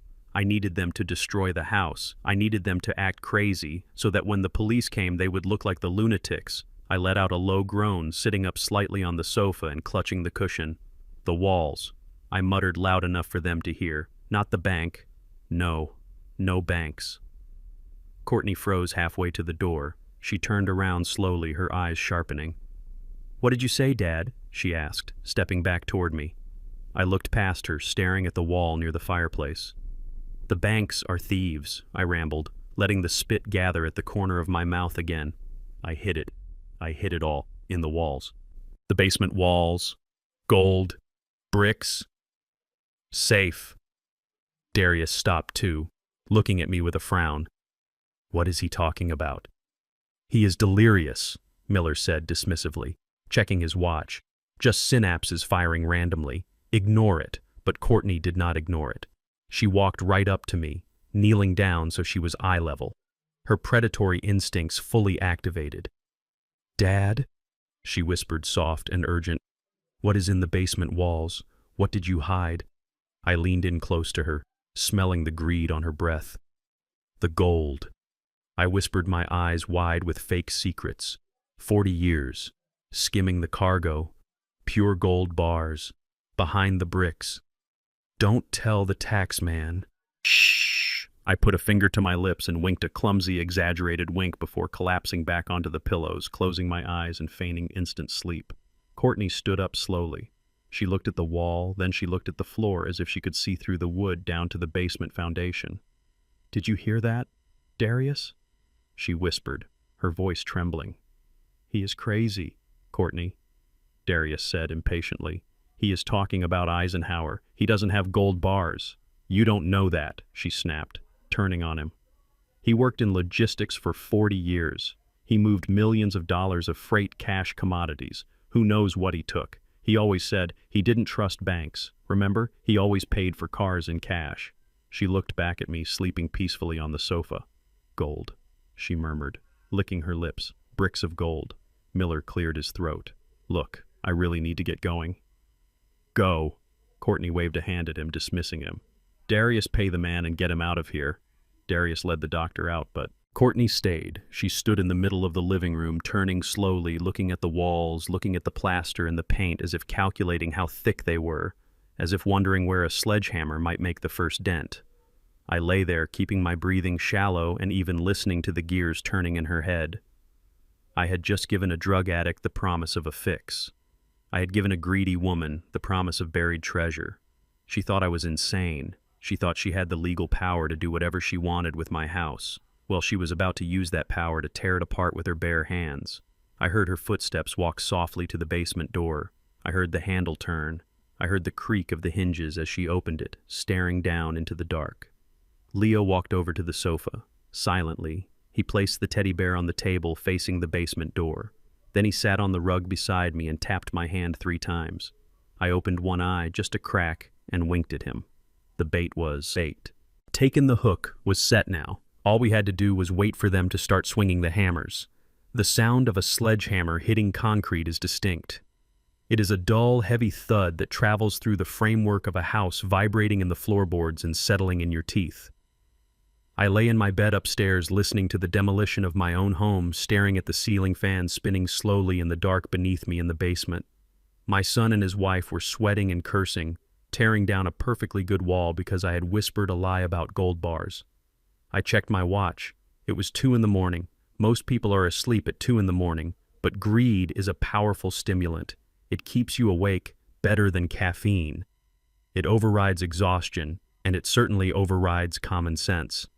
Courtney and Darius had been down there for 3 hours hunting for a treasure that did not exist. Chasing a ghost I had conjured up to keep them busy. I could hear their voices drifting up through the heating vents, distorted and metallic. Courtney sounded manic, her voice pitched high and tight. Keep digging, Darius, she was saying. It has to be behind the structural wall, he said, deep behind the bricks. Don't stop now. I heard the clang of metal on stone, followed by Darius groaning. Courtney, my hands are blistered. We have been at this for hours. Maybe he was just talking crazy. Maybe there is no gold. You heard him. Courtney snapped, and I could picture her face covered in drywall dust, eyes wild with gold fever. He was lucid for a second. He was whispering a secret. People don't lie about hidden treasure when they are dying, Darius. This is millions of dollars. Keep swinging. I rolled over, pulling the duvet up to my chin, hiding a smile that felt cold and hard on my face. Let them dig. Let them exhaust themselves. Let them tear up the foundation until they realized they were the ones standing on unstable ground. But I wasn't the only one awake. Leo had slipped out of the room about 20 minutes ago. I had tried to stop him, to signal him to stay put, but the boy had a look in his eyes that I hadn't seen before. It was a look of determination bordering on vengeance. He had taken his teddy bear, the one with the camera, and crept down the hallway, his small bare feet silent on the carpet. I lay there, tense, straining my ears, hoping he wouldn't get caught, wondering what he was doing. I trusted him. He was smart, smarter than his father ever was, but he was still only 8 years old, and he was walking into a den of wolves. Down in the basement, the atmosphere was thick with dust and resentment. Leo stood in the shadows near the washing machine, watching his parents destroy the wall. A pile of broken bricks and shattered drywall lay at their feet. Darius was shirtless, sweat pouring down his back, swinging the sledgehammer with the clumsy desperation of a man who had never done a day of manual labor in his life. Courtney stood behind him, holding a flashlight like a prison warden, pointing out where to strike next. Leo stepped forward, clutching his bear. He made a soft sound in his throat, a little grunt to get their attention. Courtney spun around the beam of the flashlight, blinding him for a second. "What are you doing down here?" she hissed. "Get back to bed." Leo didn't move. He raised one hand and pointed a trembling finger toward a section of the wall near the water heater, a spot where the mortar looked old and crumbling. He opened his mouth and made a series of urgent, desperate sounds, pointing repeatedly at a single loose brick. "What?" Darius stopped, wiping his forehead, breathing heavy. "What does he want?" Courtney lowered the light, looking from Leo to the wall. "He is pointing at something," she muttered. Maybe he saw the old man hide it. Maybe he knows. She rushed over to the wall, grabbing a chisel, jamming it into the crack Leo had pointed out. She pried it open with savage force, and the brick came loose, sliding out with a scrape of stone on stone. She dropped the flashlight and reached into the dark hole, her arm disappearing up to the elbow. She was expecting to feel the cold, smooth surface of a gold bar. She was expecting salvation. Instead, her hand brushed against insulation and cobwebs. She felt around, frantically scratching her skin on the rough concrete, searching for a fortune that wasn't there. Nothing, she screamed, pulling her arm out, her fingernail, torn, bleeding slightly. Nothing. It is just dirt. She turned on Leo, her face contorted into a mask of pure, ugly fury. "You little freak," she shrieked. "You think this is funny?" Leo stood his ground, staring up at her with those big, dark eyes that judged her. "You are useless," Courtney spat, stepping toward him, looming over him just like your dust. "Grandfather, a useless, mute waste of space. Get out of my sight before I really give you something to cry about." She shoved him hard. It wasn't a playful push. It was a shove meant to hurt. Leo stumbled back, tripping over a pile of debris and landing hard on his elbows, scraping the skin. "Hey," Darius said weakly, stepping forward. "That is enough, Courtney." "Shut up, Darius," she screamed, spinning on him. "Shut up and keep digging. It has to be here somewhere." Leo didn't cry. He picked himself up, dusting off his pajamas. He looked at his mother one last time, capturing that image of her hatred, and then he turned and walked toward the stairs. But he didn't go up. Not immediately. I heard the footsteps pause at the bottom of the landing. I heard the faint click of the pantry door, which was right next to the basement stairs. I heard a soft glug-glug sound, the sound of thick liquid being poured. Leo had grabbed the bottle of vegetable oil from the pantry shelf, the large economy-sized jug we used for frying chicken. He was pouring it quietly, methodically onto the wooden steps of the basement staircase, coating the middle treads in a slick, invisible layer of grease. He wasn't just a spy anymore, he was a soldier, laying a minefield. He slipped past the oil, carefully stepping on the edges of the stairs where he hadn't poured, and crept back up to the hallway, sneaking into his room and locking the door. Downstairs, the digging continued for another 20 minutes, until finally exhaustion overtook greed. "This is useless," Darius shouted. Throwing the hammer down, it clanged loudly against the concrete floor. "I am done, Courtney. My back is broken. There is nothing here. He is just a senile old man rambling about nonsense." Courtney let out a scream of frustration, a primal sound that echoed up the vents. "Fine," she yelled, "fine. We stop for tonight, but tomorrow we tear down the other wall." I heard their heavy footsteps tramping toward the stairs. Darius went first, trudging up heavily, too tired to lift his feet properly. He stepped on the oil, slipped slightly, but managed to grab the railing, his weight pulling him forward, stumbling up the last few steps. "What the hell?" he muttered, looking at his shoe as something leaking. "Move!" Courtney snapped from behind him, shoving past him. "I need a drink and I need to wash this filth off me." She hit the third step with the confidence of entitlement. Her foot planted firmly on the center of the tread, right where the pool of oil was thickest. Physics is a judge that cannot be bribed. Friction is a law that cannot be broken. Her foot shot out from under her faster than a blink. She didn't even have time to scream before gravity took hold. Her legs went up. Her arms flailed, grabbing at empty air, and she came down hard, face first against the edge of the wooden step. The sound was sickening, a wet crunch of cartilage against timber followed by the heavy thud of her body sliding down to the concrete floor. Silence hung in the house for exactly 1 second, then screaming started. It wasn't a scream of fear. It was a scream of vanity and pain mixed together, a high-pitched wail that sounded like a siren. "My nose," she screamed, "my nose." "Oh God, blood! Look at the blood." I lay in bed staring at the ceiling, and for the first time in days, I felt a genuine smile touch my lips. I didn't move. I didn't rush down to help. I stayed right where I was, the confused old man sleeping through the chaos. Darius was shouting, running back down the stairs. "Courtney, are you okay?" "Oh God, your face." "You idiot," she shrieked, her voice gargling slightly. "Get me a towel. Don't just stand there. Look at what this house did to me. Look at what he did to me." "He didn't do anything," Darius stammered. You slipped. I slipped on something, she yelled, spitting blood. It is oil. There is oil on the stairs. Who put oil on the stairs? Silence again as the realization hit them. I was in bed asleep. I couldn't walk without shaking. Leo was a child asleep in his room. It is this house, she sobbed. This cursed, rotting house. It is trying to kill me. I hate it. I hate him. I heard them coming up the stairs slowly this time, Courtney sobbing and cursing, Darius trying to support her. They went into the bathroom and I heard the water running, heard the panic as they assessed the damage. I slipped out of bed and crept to my door, opening it just a crack to peek into the hallway. Courtney came out of the bathroom holding a bloody towel to her face. Her eyes were already swelling, turning black and purple. The bridge of her nose was clearly broken, crooked and angry. She looked like a monster, her face matching the ugliness of her soul. She looked at Darius, her voice muffled by the towel but deadly serious. That is it, she said. No more waiting, no more digging for gold. We are done playing games. What do you mean? Darius asked, his face pale.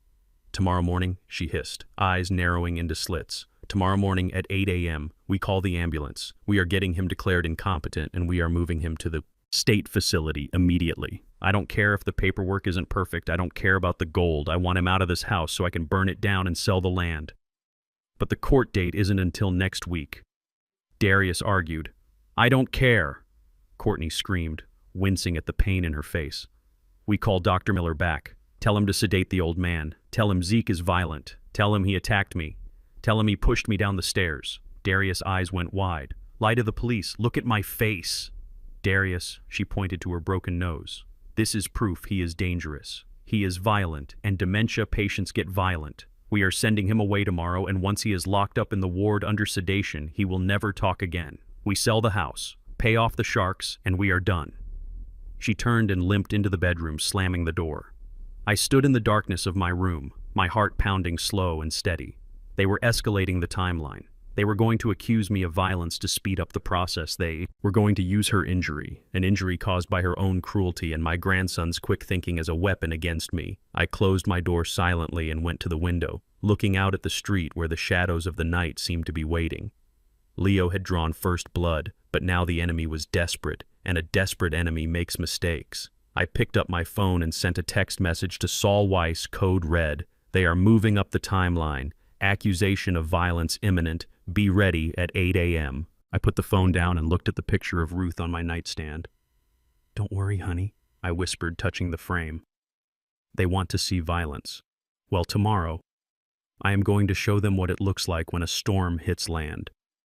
The morning sun was too bright and the world was too loud, but I had to keep my eyes half closed and my mouth slightly open, playing the part of the confused geriatric while my heart pounded with the rhythm of a war drum inside my chest.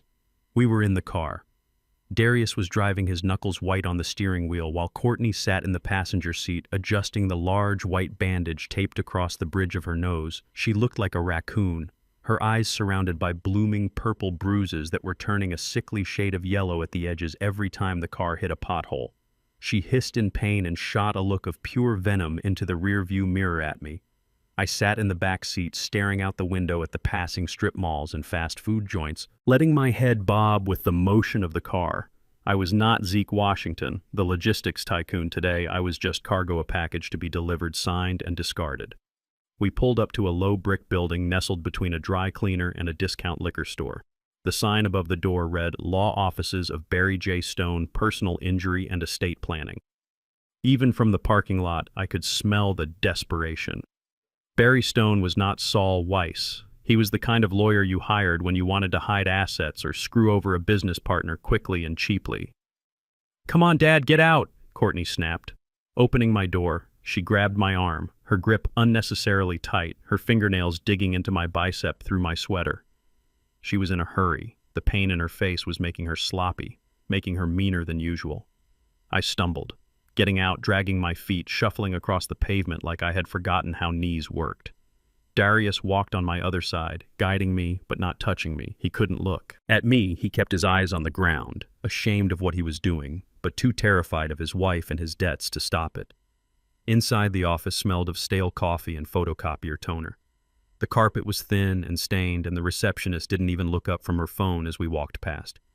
Barry Stone was waiting for us in a conference room that was barely big enough for the table. He was a sweaty man with a comb-over that wasn't fooling anyone and a suit that shined under the fluorescent lights. He had a stack of documents in front of him, thick piles of paper that represented my life's work, my properties, my stocks, my legacy, all reduced to legal jargon ready to be stolen.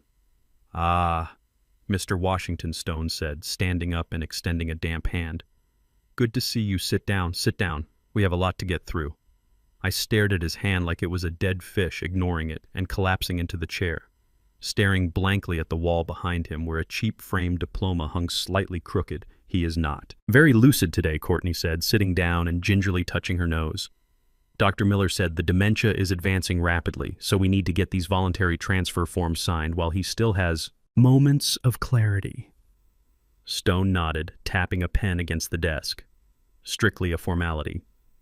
Mrs. Washington, as long as he can hold a pen and make a mark, we can witness it as a voluntary act to avoid the lengthy probate court process. It is better for everyone, really ensures the estate is managed properly for his care. For his care." I wanted to laugh. For his care meant for their debts, for their vacations, for the hole they had dug themselves into. Stone pushed the first document toward me. It was a general durable power of attorney, granting Darius and Courtney full unrestricted access to all my bank accounts and real estate holdings. Darius leaned in close, his breath smelling of mints he was using to cover up the smell of last night's whiskey. "Hey, Pops," he said, his voice pitching up high and condescending, the way you talk to a toddler or a dog. "Look here. Look at the paper." I slowly turned my head, blinking my eyes out of sync, looking at him with a vacant expression. "Paper?" I mumbled, dragging the word out. "Paper." "Yeah, it is just some paperwork for the house," Darius said, pointing to the signature line. "Right here, Pops, you just need to sign your name. Zeke Washington. Just like you used to teach me, remember, just sign here and then we can go get ice cream." I froze internally. Ice cream. He was bribing me with ice cream. He was asking me to sign away millions of dollars to sign away my dignity, and his offer was a scoop of vanilla. I looked at my son, the boy I had carried on my shoulders, the man I had bailed out of jail, and I saw a stranger, a weak, pathetic stranger who thought a sugar cone was the price of a father's love. "Ice cream," I repeated, letting a drool of anticipation slip from my lip. "Chocolate." "Yes, chocolate," Darius said, eager, now pushing the pen into my hand. "Whatever you want. Pops, big chocolate sundae. Just sign the paper first." I took the pen, my hand shaking violently. I held it like a dagger, making a fist around the barrel instead of holding it properly. Courtney watched me, her eyes narrowing, her patience fraying like an old rope. "Just sign it," she hissed through her bandages. "Stop shaking and sign it." I lowered the pen to the paper, the tip hovering over the line meant for my signature, keeping the tip moving, making frantic little circles in the air. I forgot," I stammered. "I forgot the letters." "You didn't forget," Courtney snapped, slamming her hand on the table, making Stone jump. "Write your name. Zeke, write it." I looked at her, fear in my eyes, but calculation in my soul. I pressed the pen down hard on the paper, tearing through the top layer slightly. I started to draw. Not letters, not my name. I drew a big, shaky circle taking up the entire bottom half of the page, covering the signature line and the notary block. "What is he doing?" Stone asked, craning his neck. I drew 2 dots inside the circle, eyes, then I drew a long, curved line, a smile, a big, goofy, lopsided smiley face staring up at them from the legal document that was supposed to destroy me. I sat back, dropping the pen and clapping my hands together. "Happy face," I announced, giggling a dry, wheezing giggle. "Happy man likes ice cream." Silence filled the room, thick and suffocating. Stone looked at the paper, then at Courtney, Mrs. Washington. "I cannot accept a smiley face as a legal signature." Courtney stared at the drawing, her face turning a deep shade of crimson that matched the blood dried on her bandage. She began to shake, a low growl rising in her throat. She had reached her breaking point. The pain in her nose, the frustration of the gold hunt, the stress of the debt. And now this final mockery. It was too much. She lunged across the table, grabbing my wrist, her fingernails clawing into my skin. She didn't care about the lawyer. She didn't care about Darius. She just wanted to hurt me. "You senile old fool," she screamed, shaking my arm violently. Stop playing games. Sign the paper. Sign it right now, or I swear to God I will leave you in a gutter." "Courtney, stop!" Darius yelled, half standing up. She raised her other hand and slapped me hard on the back of my hand. The sound was loud, a sharp crack of skin on skin. It stung, but I didn't pull away. I stared at her, letting the shock register on my face, letting the lawyer see the violence. "You are useless," she shrieked, slapping my hand, again, knocking the pen onto the floor. Useless, useless, useless. I sat there enduring the blows, feeling the sting, but feeling something else too. Victory. She had crossed the line. She had assaulted a helpless elderly man in front of a witness. Courtney stopped breathing heavy, realizing what she had done. She looked at Stone, who was staring at her with his mouth open, holding his hands up as if to ward off a blow. She stammered, pulling back. "He is just being difficult." I leaned forward slowly, the vacant look vanishing from my eyes for just a nanosecond, the tremor in my hands ceasing instantly. I looked straight into her bruised, swollen face, my eyes locking onto hers with the intensity of a sniper. I lowered my voice to a whisper, barely audible but clear as crystal, cutting through the air like a razor blade. "Hit harder, sweetheart," I whispered. "The security camera in the corner is recording everything." Courtney froze. She went absolutely still, as if turned to stone.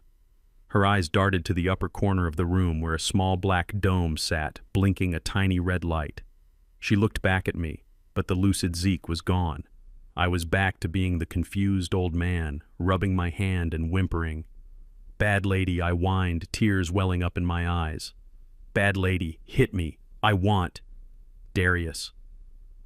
Courtney stared at me, her mouth opening and closing like a fish out of water. She wasn't sure if she had heard me or if her own guilt was hallucinating voices. Did he just speak? She thought I could see the panic rising in her chest. "What did you say?" she whispered, horror dawning on her. "I want ice cream," I cried louder now, looking at Darius. "My hand hurts." "Daddy, my hand hurts." Darius rushed over, pushing Courtney away. "What is wrong with you?" he shouted at his wife. "Are you crazy? You can't hit him. Look at Mr. Stone." Mr. Stone was already gathering his papers, his face pale. "Look, folks, this is too volatile. I cannot be a party to this. If there is a question of coercion or abuse, I have a license to protect. Get him out of here." Courtney was still staring at me, searching for the man who had whispered to her, searching for the threat. But I was just an old man, crying for ice cream. She shook her head, dismissing the moment as paranoia. It must have been the painkillers she was taking for her nose. It must have been the stress. He didn't say that. He couldn't have said that. "We are leaving," she said, her voice hollow. "Let's go, Darius. We will let the court handle it tomorrow." She grabbed her purse and walked out. Not waiting for us, she walked fast, trying to outrun the feeling that she was being watched, trying to outrun the ghost in the machine. Darius helped me up, his touch gentle, now guilty. "I am sorry, Pops," he whispered. "I am so sorry. No ice cream today. Let's just go home." I shuffled out of the office, clutching my bruised hand to my chest. Inside, I was smiling. The smiley face on the ruined contract was my signature. After all, it was the signature of a man who knew he had just won the round. As we walked past the reception desk, I glanced up at the security camera and gave a tiny, imperceptible nod. Gotcha, I thought. They were taking me home to wait for the court hearing, but they didn't know that the verdict had already been delivered in that room. The tape was rolling, the witness was watching, and the bad lady had just handed me the weapon I needed to finish her off. The house was silent, but it was the silence of a bomb waiting to detonate. I sat in my bedroom, staring at the bruise on my hand where Courtney had slapped me earlier that day. The skin was turning a dark, ugly purple, a physical reminder that the lines of civility had been erased. We were no longer a family. We were hunter and prey. And tonight the hunter was desperate. I knew they were talking downstairs. I could feel the vibrations of their voices rising through the floorboards, frantic and sharp. Courtney had failed to get the signature that would have handed her my life on a silver platter, my smiley face on the contract had humiliated her, and humiliation is gasoline to a narcissist. She was burning with it, and she would not wait for the courts to open tomorrow. She needed a solution. Tonight, I checked the time. It was 10:30. Usually the time I would be asleep, but sleep was a luxury I could not afford. I was waiting for a signal earlier that evening while Darius was distracted unloading the groceries. I had slipped Leo a burner phone, a cheap prepaid smartphone I had bought weeks ago and hidden in my sock drawer. I showed him how to use the encrypted messaging app and told him one thing: if you hear them talk about hurting me, you text me the code words. I sat on the edge of the bed, fully dressed under my pajamas, waiting for the phone to buzz. My heart was beating a slow, steady rhythm, the rhythm of a man checking the rigging before a storm. Downstairs, the conversation was moving from the kitchen to the master bedroom. Leo had told me earlier via text that he was going to play hide and seek. He had slipped under the bed in the guest room where Darius and Courtney were sleeping temporarily while the master suite was being renovated. He was lying in the dust, holding his breath, listening to his parents decide his grandfather's fate. My phone vibrated against my thigh, a short, sharp buzz that felt like an electric shock. I pulled it out, shielding the screen light with my hand. There were 3 words on the screen, glowing in the darkness. Code red, tonight. I stared at the message, feeling a coldness spread through my chest that had nothing to do with the air conditioning. Code red meant imminent danger, meant they were done waiting, meant they were escalating to the final solution. A second message popped up a few seconds later, typed with the frantic speed of terrified fingers. Mommy said triple dose. She said accident. She said insurance. Money is faster than court. I closed my eyes for a second, letting the reality wash over me. My son, the boy I had taught to fish, the boy I had held when he scraped his knees, was downstairs right now, agreeing to murder his father for an insurance payout. He wasn't stopping her. He wasn't calling the police. He was nodding along, letting his wife mix a cocktail of death because he was too weak to face his debts. I put the phone away and stood up, moving quickly and quietly. I had prepared for this. I had expected this. I went to the small bathroom attached to my room and pulled a small plastic bag from my toiletry kit. It was a heavy-duty Ziploc bag, the kind used for freezing meat. I tucked it inside the collar of my pajama shirt, taping it securely to my chest so the opening sat right below my chin, hidden by the loose fabric. Then I reached into my pocket and pulled out a small white tablet. It looked like an aspirin, but it wasn't. It was a theatrical prop, a foaming agent used by actors to simulate seizures or rabies. I had acquired it from a contact in the entertainment industry years ago, a leftover from a Halloween party, but tonight it was my shield. I placed the tablet on the nightstand under a tissue ready to hand. I heard footsteps on the stairs, heavy, purposeful steps. It was Courtney. I could tell by the cadence, sharp and aggressive. She wasn't walking like a daughter-in-law bringing warm milk. She was walking like an executioner. I scrambled back into bed, pulling the covers up to my chin, messing up my hair, making sure my glasses were askew. I let my mouth hang open, resuming the character of the confused invalid. The door creaked open, slicing a wedge of hallway light across the room. Courtney stood there holding a steaming mug. Her face was still swollen from the broken nose, the bandages stark white against her bruised skin. She looked like a battered prize fighter who had decided to fight Dirty Dad. She whispered, her voice dripping with that fake sweetness that made my stomach turn. "Are you awake?" I groaned, shifting under the covers, turning my head slowly toward her. "Ruth," I mumbled. "Is that you?" "No, Dad." "It is Courtney." She walked into the room, closing the door behind her, shutting us in. "I brought you your special tea. You missed it last night, and Dr. Miller said it is very important you keep your schedule, especially with your confusion today." She sat on the edge of the bed, the mattress dipping under her weight. She held the mug out, the steam rising in the dim light, carrying that metallic, earthy smell of poison. "Drink up," she said, smiling with her split lip. "It will help you sleep. It will make all the pain go away." I looked at the mug, then at her eyes. There was no hesitation in them, no remorse, just a flat, cold calculation. She was watching me like I was a ledger that needed to be balanced. I sat up slowly, my hands trembling violently. I reached for the mug, letting my fingers brush against hers. Her skin was cold, clammy. "Help me," I whispered. "My hands are shaking." Courtney sighed an impatient sound. "Here, let me help you." She lifted the mug to my lips, tilting it aggressively, forcing the hot liquid into my mouth. This was the moment. This was the gamble. I took a large mouthful, the hot liquid burning my tongue, but I didn't swallow. I held it in my cheeks, letting my head loll forward, as if I was too weak to hold it up. Oops, I mumbled, pulling away, spilling a bit on my chin. Courtney hissed, wiping my face with the sheet. Be careful, Dad. You need to drink all of it, every drop. I coughed, turning my head away into my shoulder, burying my face in the collar of my pajama shirt. And in that split second of concealment, I spat the mouthful of tea into the open plastic bag taped to my chest. I did it again and again, a macabre dance of sip and spit. Courtney was too focused on the level of liquid in the cup going down to notice that my throat wasn't moving to swallow. She was too eager to finish the job. Almost done. She encouraged her voice tight, just a little more.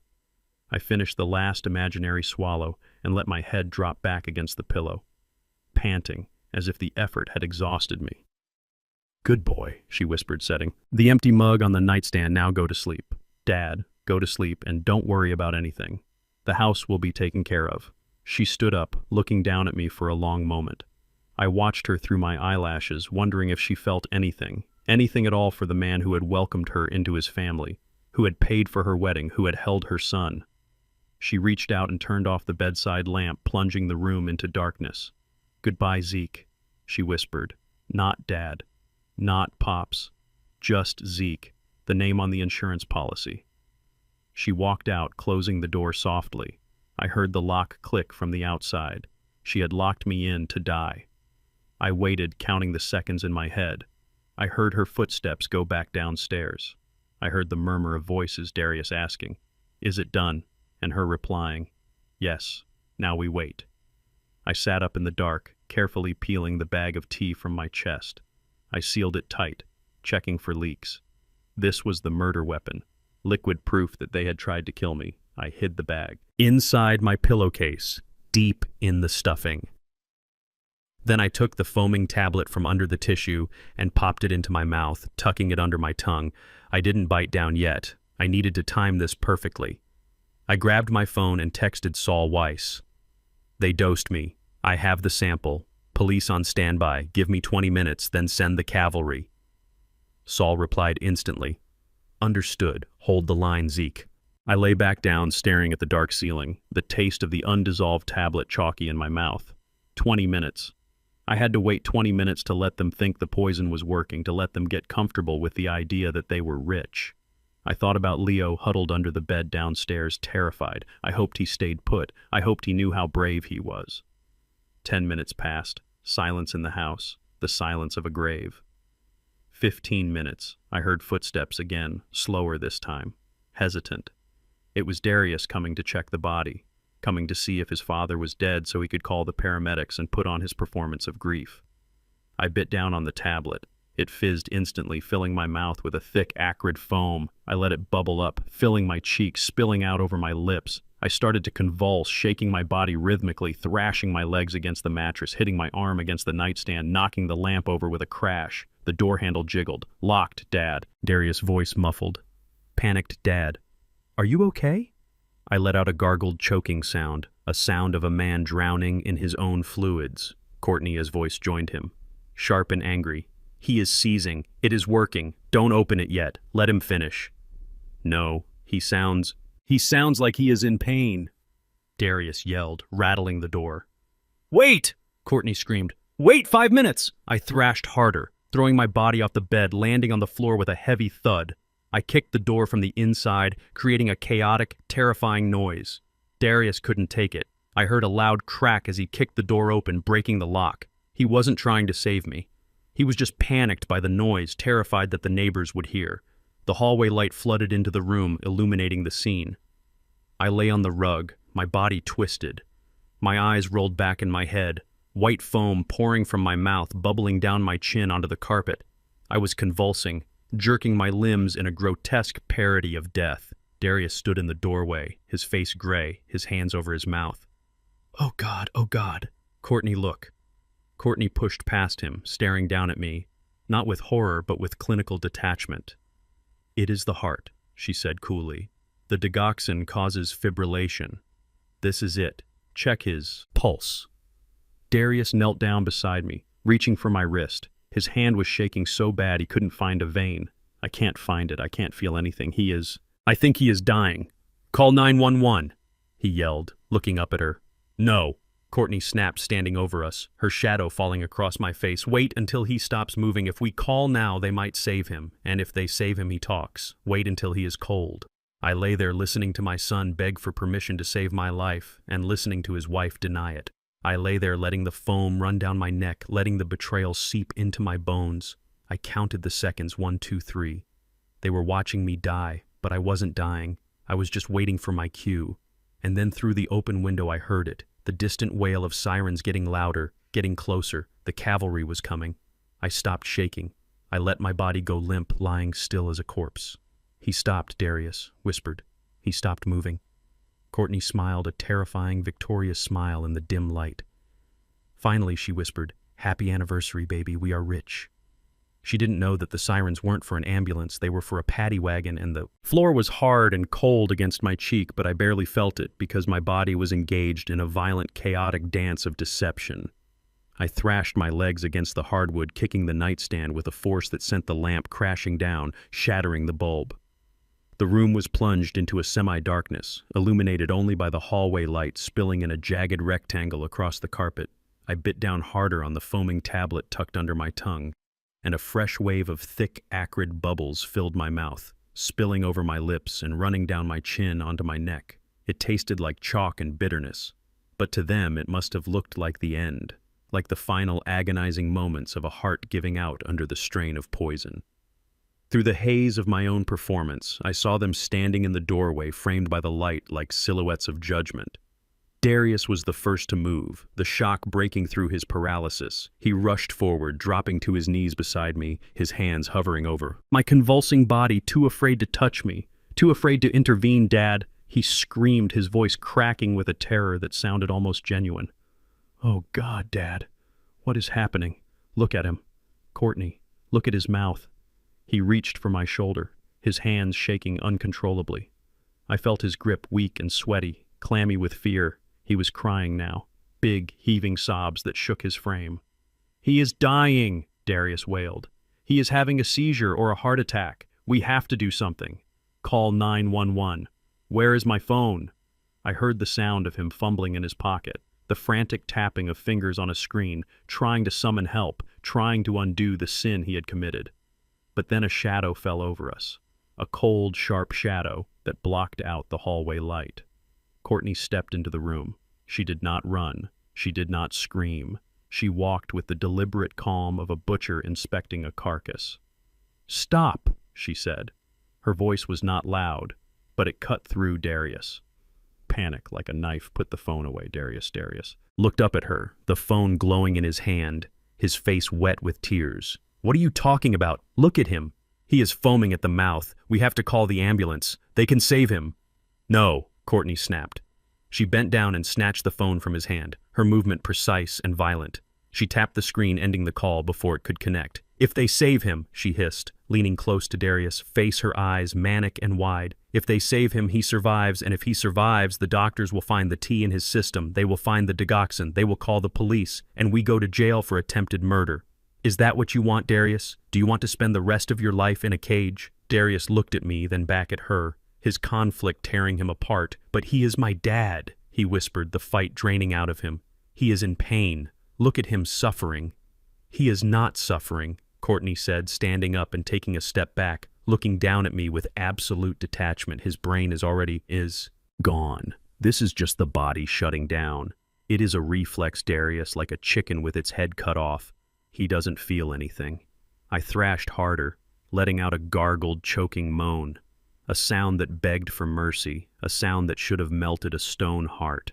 I arched my back, my fingers clawing at the carpet, scratching at the fibers, trying to show them I was alive, trying to give Darius one last chance to be a man. "Please, Courtney," Darius begged, reaching for his phone again. "Just let me call. Maybe it is not too late." Courtney kicked his hand away, not hard, but with enough force to show who was in charge. "We wait," she said, checking her watch, the diamond-encrusted watch that I had bought her for her 30th birthday. "We wait 30 minutes. That is all it takes once he stops moving, once he is cold. Then we call. We tell them we found him like this. We tell them he must have passed in his sleep and the seizure happened before we woke up. 30 minutes. Darius choked out, looking at me with horror. 30 minutes to ensure a $2 million payout. Courtney said, her voice changing, becoming soft, seductive. The voice of the serpent. 30 minutes to clear your debt. Darius, 30 minutes to keep this house to save us from the Omega Group. Think about it, baby. Just half an hour of silence, and then we are free. Forever. I lay there listening to her barter my life for a ledger balance. I felt the foam drying sticky on my cheek. I felt the vibration of Darius sobbing quietly, a pathetic rhythmic sound of a man surrendering his soul. He didn't fight her anymore. He didn't reach for the phone. He just sat there holding my hand, crying, whispering, "I am sorry, Dad. I am so sorry," over and over again, as if his apology could scrub the blood from his hands. I wanted to scream. I wanted to sit up and grab him by the throat and shake the cowardice out of him. I wanted to tell him that I had scraped my knees, working double shifts on the docks so he could have soft hands, and now those soft hands were letting me die, but I couldn't. I had to be the cargo. I had to be the body. The seconds ticked by agonizingly slow. I counted them in my head. 1, Mississippi. 2, Mississippi, keeping time with the beating of my own heart, the heart they thought was failing. Courtney walked over to the window, looking out at the street, checking for witnesses, checking the perimeter. She was calm. She was confident. She was already spending the money in her head. "He is slowing down," she observed, her voice devoid of emotion. "The convulsions are stopping. Good, it won't be long now." I let my movements subside gradually, making the jerking motions less violent, letting my limbs grow heavy, just as I had researched, just as the symptoms would dictate. I let my head roll to the side, facing Darius. My eyes rolled back, showing only the whites. Darius squeezed my hand one last time, then let go, pulling away as if touching death was contagious. "He is gone," he whispered, his voice hollow. "Not yet," Courtney said sharply. "Wait for the full 30 minutes. We have to be sure." Silence descended on the room. A heavy, suffocating silence broken only by the sound of Darius sniffing and the distant hum of the refrigerator downstairs. I lay there perfectly still, holding my breath, taking shallow sips of air only when necessary, playing dead. And in that silence, I heard it. At first it was just a whisper on the wind, a low rising wail in the distance. But to my ears, it was the sweetest music I had ever heard. Sirens, not one but many, a chorus of justice approaching from the highway. Courtney turned from the window, frowning. "Do you hear that?" Darius looked up, his eyes red and swollen. "Hear what sirens?" Courtney said, looking out through the blinds. "They are loud. They are coming this way." "Probably just a fire truck," Darius mumbled, wiping his nose. "No," Courtney said, her voice tightening. "They are turning onto our street." I didn't move. I didn't smile. I just waited. The sound grew louder, turning into a deafening roar. Blue and red lights began to flash against the bedroom ceiling, dancing across the walls like a disco ball of judgment. Tires screeched on the pavement outside, right in front of the house, followed by the heavy slam of car doors. "What is going on?" Darius stood up, walking to the window. "Oh my God. Courtney, it is the police. There are 3 cars." "What?" Courtney rushed to his side, pushing the blinds open. "No, no, no. Who called them? We didn't call them." "Did you call them?" Darius asked, looking at her. "No, you idiot. I didn't call them," she screamed, panic finally entering her voice for the first time.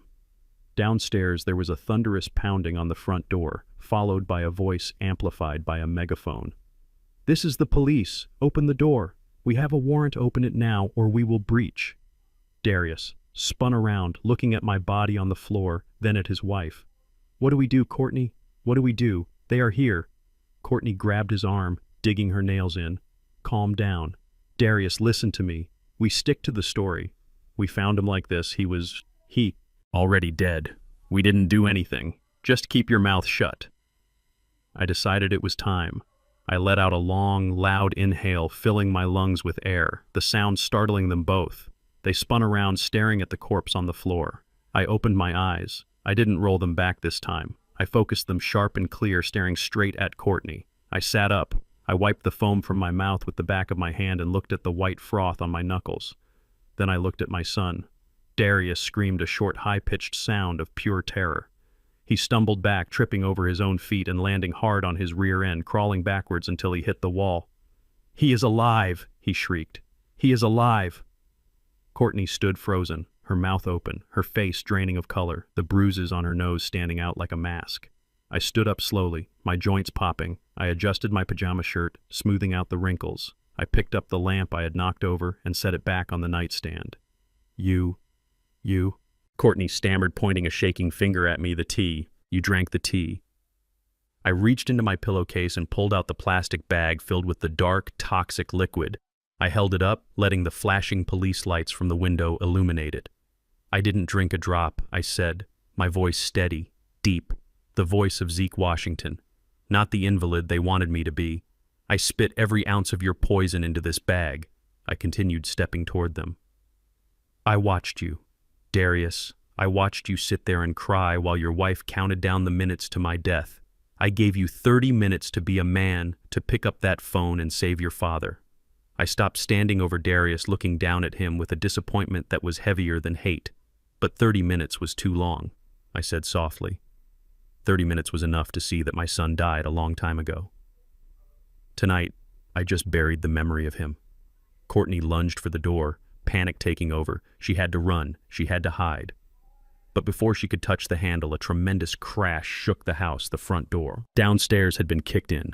"Police, police, go, go, go," voices shouted from below. Heavy boots thundered up the stairs. Courtney backed away from the door, trapped like a rat. "Who called them?" she screamed at me. "Who called them? You were in here with us."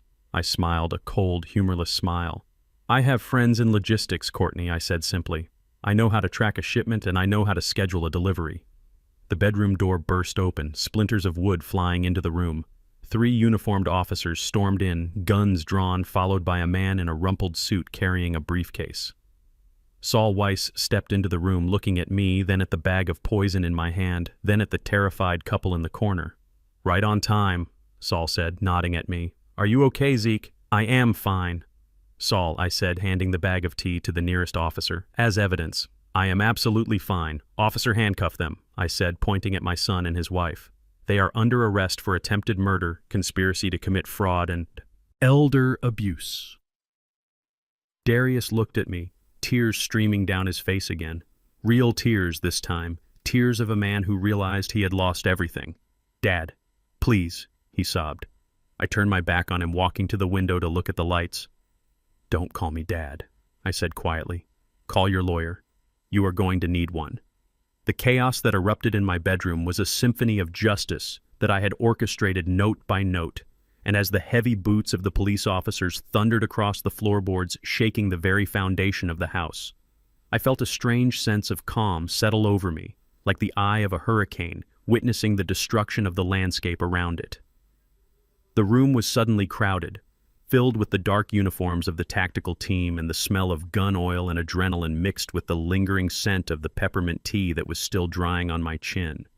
Darius was the first to fall. He didn't fight. He didn't run. He simply collapsed under the weight of his own guilt and fear, his legs giving out as a burly officer grabbed him by the shoulder and spun him around, slamming him against the wall with a force that rattled the pictures in the hallway. "Get on the ground! Get on the ground, now!" The officer shouted, his voice, leaving no room for negotiation. Darius slid down the plaster, sobbing uncontrollably, his hands scrabbling uselessly at the carpet. "Please," he wailed. "I didn't do it. It was her idea.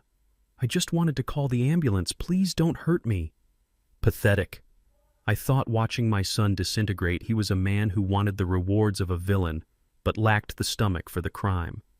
Courtney, however, was a different breed. She was a cornered animal, and she fought with the viciousness of a creature that knows the trap has snapped shut but refuses to accept its fate. She backed into the corner near the dresser, her eyes darting frantically between the officers and the open door, looking for an exit that didn't exist.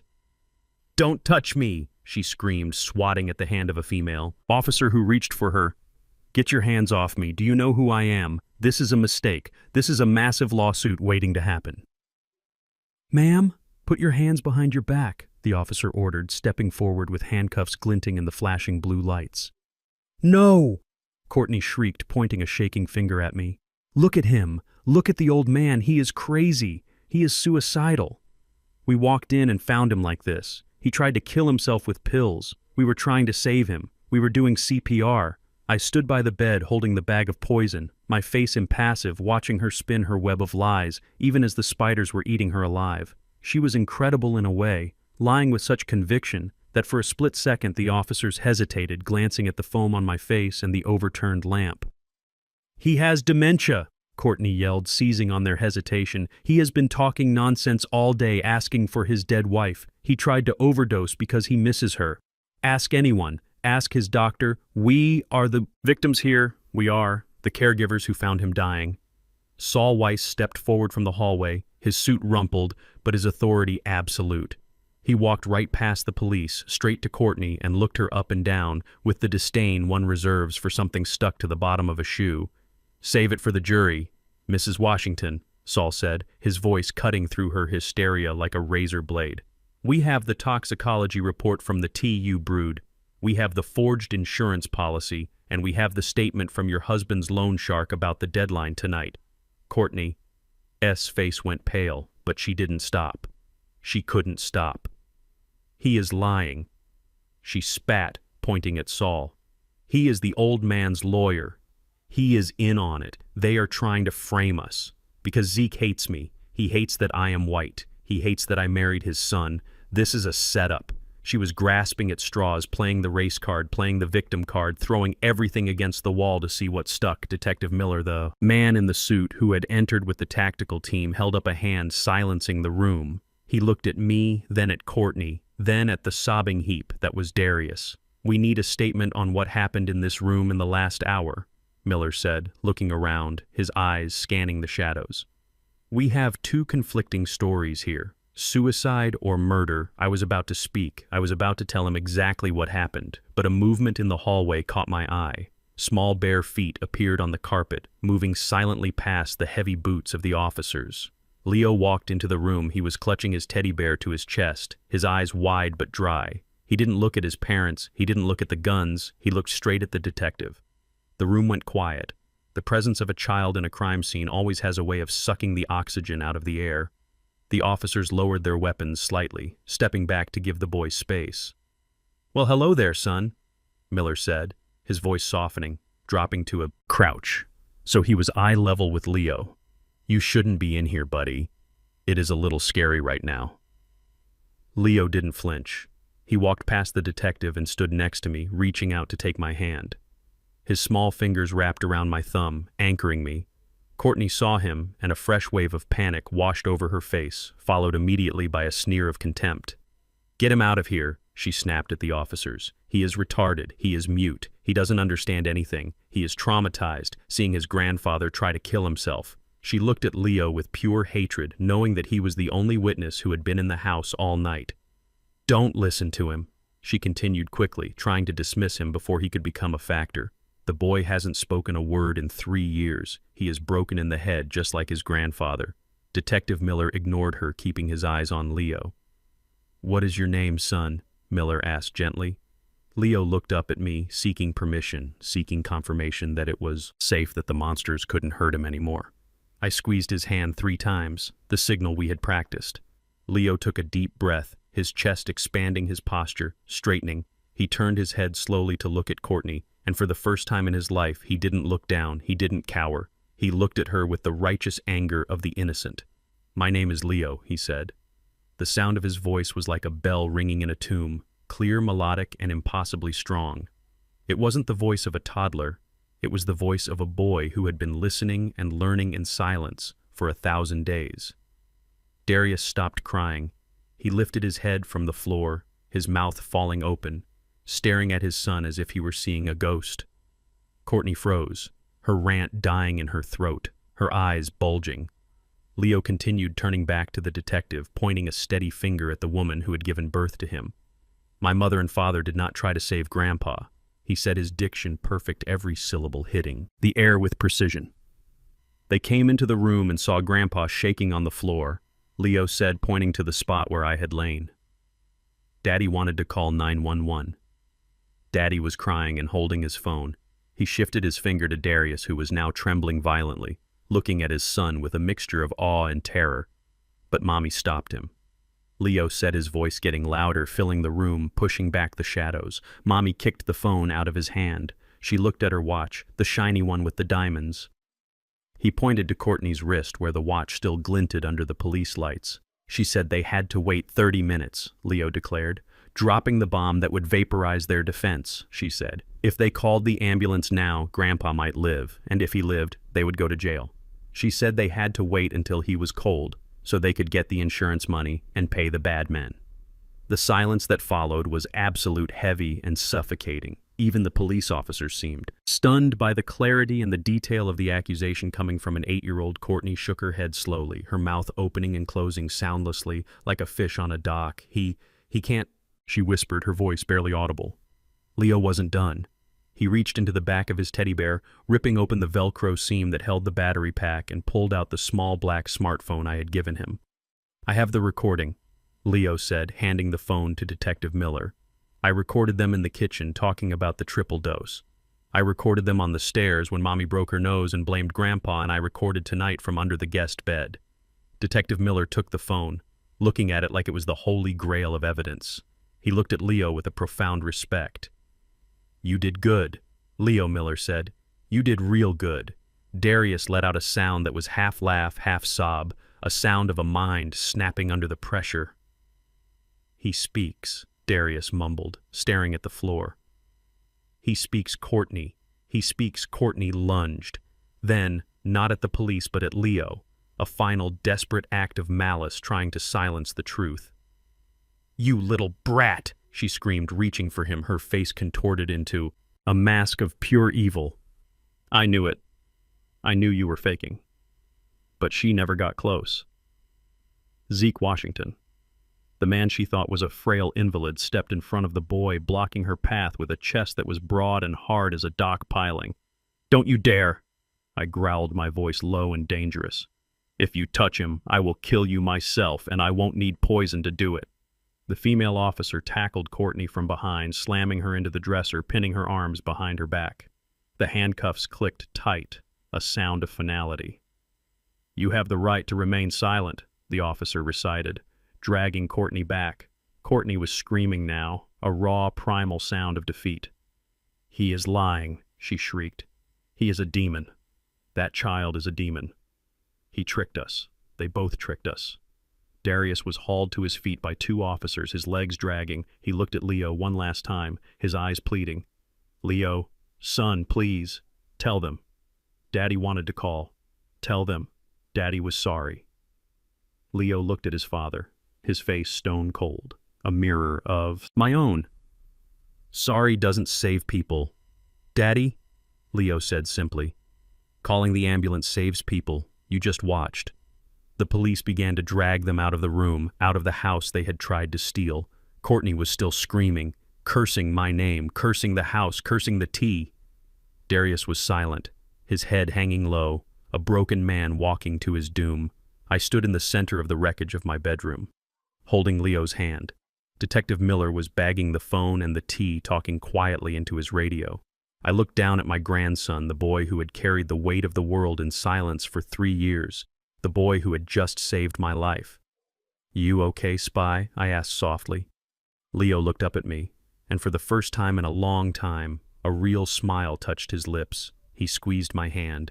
Mission accomplished, Grandpa, he said. I pulled him into a hug, burying my face in his hair, breathing in the scent of childhood and innocence that he had almost lost. Mission accomplished indeed, I whispered. The war was over. The enemy was in chains, and the mute grandson had spoken the words that would lock the cell door and throw away the key. Now all that was left was to sweep up the broken glass and rebuild the empire, starting with a cup of real tea. The interrogation room at the precinct smelled of stale coffee and desperation, a distinct odor that I remembered from my days dealing with Port Authority investigations. But this time I sat on the other side of the one-way glass, not as a suspect, but as the executioner of my own family legacy. Beside me stood Detective Miller, his face illuminated by the harsh fluorescent lights reflecting off the monitors that showed 2 separate rooms. In room 1 sat Courtney. She was pacing like a caged tiger, her makeup smeared her designer dress, wrinkled and stained with sweat. She looked frantic, her eyes darting around the gray walls, searching for a loophole for an exit strategy. In room 2 sat my son Darius. He was slumped over the metal table, his head in his hands, sobbing quietly. A broken man who had finally run out of places to hide. I placed the evidence on the desk in the observation room, laying it out with the precision of a logistics manager handling a high-value shipment. First, the Ziploc bag containing the toxic tea, the liquid dark and ominous looking like motor oil. Next, the small smartphone I had given Leo. And finally, the teddy bear with the camera hidden in its eye. "This is everything, Miller," I said, my voice flat, devoid of emotion. "The tea contains lethal doses of digoxin and warfarin. The lab report is in your email. The phone contains audio recordings of the conspiracy and the bear. Well, the bear saw everything." Miller nodded, picking up the bear and plugging it into the precinct's computer system. He pulled up the video file from Tonight. The screen flickered to life, showing a low-angle view from the corner of my bedroom. We watched in silence as the video played, showing Courtney mixing the tea, showing her forcing it down my throat, showing Darius weeping while she checked her watch, counting down the minutes to my death. It was sickening to watch it in high definition, to see the callousness on her face, the way she looked at me, not as a person but as a paycheck. Miller stopped the video and turned to me. "This is a slam dunk for attempted murder, Zeke, but we need to know why." "Money," I said simply, "debt, greed, and a soul that is emptier than a shipping container lost at sea." Miller sighed and pressed the button on the microphone, leaning toward the glass, looking into Courtney's room. "Let's see what she has to say," he muttered. He walked into her interrogation room, leaving me alone behind the glass. I put on the headphones, listening to the audio feed. Courtney stopped pacing the moment Miller entered. She sat down, smoothing her dress, composing her face into a mask of righteous indignation. "I want my lawyer," she snapped immediately. "I am a victim here, detective. My husband is abusive. He forced me into this." Miller sat down, slowly placing a file folder on the table. "Interesting, Mrs. Washington, because according to the video evidence we just reviewed, you were the one administering the poison. You were the one checking the watch. You were the one stopping your husband from calling 911. Courtney didn't blink. She was a sociopath fueled by survival instinct. "Darius made me." She lied smoothly, leaning forward, tears welling up in her eyes. Instantly on command. "He has a gambling problem. Detective, he owes money to dangerous people. He threatened me. He said if I didn't help him kill his father, he would kill me and our son Leo." I was terrified. I was just doing what I had to do to survive. I clenched my fists, listening to her. She was throwing Darius under the bus without a second thought. She was painting herself as the battered wife forced into crime. "He planned it all," she continued, gaining confidence. "He bought the insurance policy. He forged the deed. I begged him to stop, but he is violent. Look at my nose. He broke my nose when I tried to leave." She pointed to the bandage on her face, the injury she had sustained falling down the stairs because of her own greed. Miller didn't buy it, but he played along, nodding writing notes. "So it was all Darius' idea?" Miller asked. 100%. Courtney said he hates his father. He has always hated him. He wanted the money. He wanted the house. I am innocent, detective. I am just a mother trying to protect her child. Miller stood up, closing the folder. "Thank you, Mrs. Washington. Sit tight." He walked out of the room and came back to the observation area. He looked at me and shook his head. "She is cold. Zeke, ice cold." He went into room 2, where Darius was still crying. "Darius, look at me," Miller said, sitting down hard, slamming the folder on the table. Darius looked up, his eyes red and swollen. "I am sorry," he whispered. "I am so sorry." Miller leaned in. "Save your apologies. Your wife just gave a full statement." "Darius, she says this was all your idea. She says you forced her. She says you threatened to kill her and Leo. If she didn't help you poison your father, she says, you are the monster and she is the victim." Darius froze, his mouth falling open. He blinked once, twice, processing the betrayal. She said that he stammered. "She is pinning it all on you, son," Miller said, ruthless. "She is going to walk and you are going to prison for the rest of your life. Unless you tell me the truth right now." Darius began to shake, a low laugh bubbling up from his chest, a hysterical sound that bordered on madness. She said, "I forced her." He laughed, wiping his nose. She said, "I am the monster." He looked at the two-way mirror as if he knew I was standing there. She killed my mother, Darius whispered. The room went silent. The air suddenly sucked out of the space. Miller froze his pen, hovering over the paper. What did you say, Darius? Miller asked, his voice very quiet. Darius looked up, his eyes dead hollow. Courtney, he said, his voice gaining strength, fueled by a hatred that had been buried for 3 years. Courtney killed my mother, Ruth. It wasn't an accident. She didn't slip on the carpet. I felt my knees give out.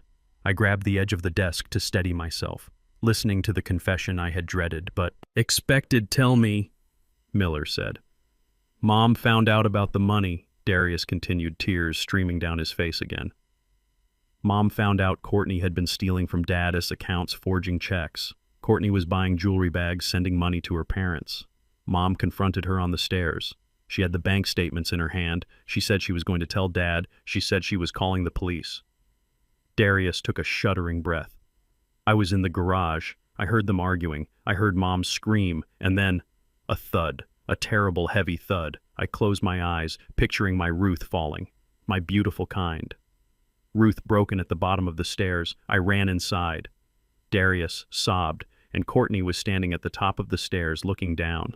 She didn't look scared. She looked annoyed. She looked like she had just dropped a plate, not a person. And you didn't call the police? Miller asked. She told me it was an accident at first, Darius said, but then she told me that if I called the police, she would tell them I pushed her. She said no one would believe me because of my gambling debts. She said we were in this together. She manipulated me. She controlled me. And then she saw Leo. Leo Miller. Prompted, Leo was hiding behind the plant. Darius whispered. He saw it all. He saw her push. Mom, Courtney grabbed him. She shook him. She told him if he ever spoke, she would kill me. She terrified him into silence for 3 years. I watched my son confess to being an accessory to the murder of the woman who gave him birth. I watched him admit that he had let his wife terrorize his son and kill his mother, all to save his own skin. It is true, I said to the glass, speaking to no one. It is all true. Miller stood up, his face grim. He walked out of the interrogation room and signaled to his team. Reopen the Ruth Washington case file. Miller barked at a uniformed officer. Now get me the coroner's report from 3 years ago and bring the boy in for a statement. An hour later, I sat in a soft chair in the captain's office holding a cup of tea. Real tea. This time Leo sat beside me holding his bear. Detective Miller walked in holding a stack of files. It matches, Miller said, placing the files on the desk. Darius S. confession matches the forensic details we missed 3 years ago. The bruising on your wife's back was consistent with a shove, not a fall. And Leo? He looked at my grandson with a gentle smile. Leo gave us a statement. He showed us exactly how she stood, exactly how she pushed it. Is detailed, Zeke. It is consistent. It is the truth. I looked at Leo, my brave little soldier. He had carried this burden alone, protecting me, protecting his father, hoping someone would eventually listen. Courtney Washington is being charged with first-degree murder for the death of Ruth Washington and attempted murder for you. Miller said, his voice heavy with the gravity of the charges. Darius is being charged as an accessory to murder and conspiracy, given the flight risk, given the severity of the crimes and the witness intimidation. He paused, looking me in the eye. The magistrate has denied bail for both of them. They are being transferred to the county lockup tonight. They will await trial in jail. They aren't coming home. Zeke. Ever. I nodded, a heavy weight lifting off my chest. It wasn't happiness. It was relief. The relief of a surgeon who has finally cut out the rot. Can I see them? I asked one last time. Miller hesitated, then nodded through the glass. Only I walked back to the observation room, looking through the window into the holding cell where they were being processed. Courtney was screaming at a guard, her face twisted in rage, still blaming everyone but herself. She looked ugly, her soul finally visible on her face. Darius was sitting on a bench, head in his hands, silent. I pressed my hand against the glass. Goodbye, I whispered. I turned around and walked away, taking Leo's hand. Come on, Spy, I said. Let's go home. As we walked out of the precinct into the cool night air, the sun was just beginning to rise over the city, painting the sky in shades of purple and gold. A new day was breaking, and for the first time in 3 years, the silence in my life wasn't filled with secrets. It was filled with peace. Leo looked up at me and smiled, a genuine smile that reached his eyes. "Breakfast, Grandpa?" he asked, his voice clear and bright. "Yes, Leo," I said, "pancakes. Lots of pancakes." We walked down the steps, leaving the monsters behind in their cages, ready to start the rest of our lives. The visiting room at the county jail was a place where hope went to die. It was a long, sterile corridor lined with reinforced glass partitions, smelling of industrial disinfectant and stale sweat. The air was cold, kept at a temperature designed to subdue tempers and keep the inmates uncomfortable. I sat on a metal stool bolted to the floor, waiting for the man who used to be my son. I was wearing my best suit, a charcoal gray three-piece that I used to wear for board meetings when I was closing multi-million-dollar logistics contracts. I wanted to look like the man I was, the man Darius had underestimated. I smoothed the crease in my trousers and placed a single manila envelope on the narrow stainless steel ledge in front of the glass. The heavy steel door on the other side buzzed and clanked open.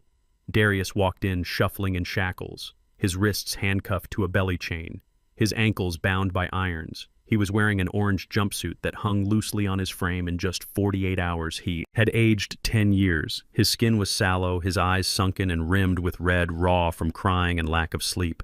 He saw me, and for a second a flicker of hope lit up his face, a pathetic, desperate hope. He shuffled to the stool and sat down, picking up the black phone handset with trembling hands.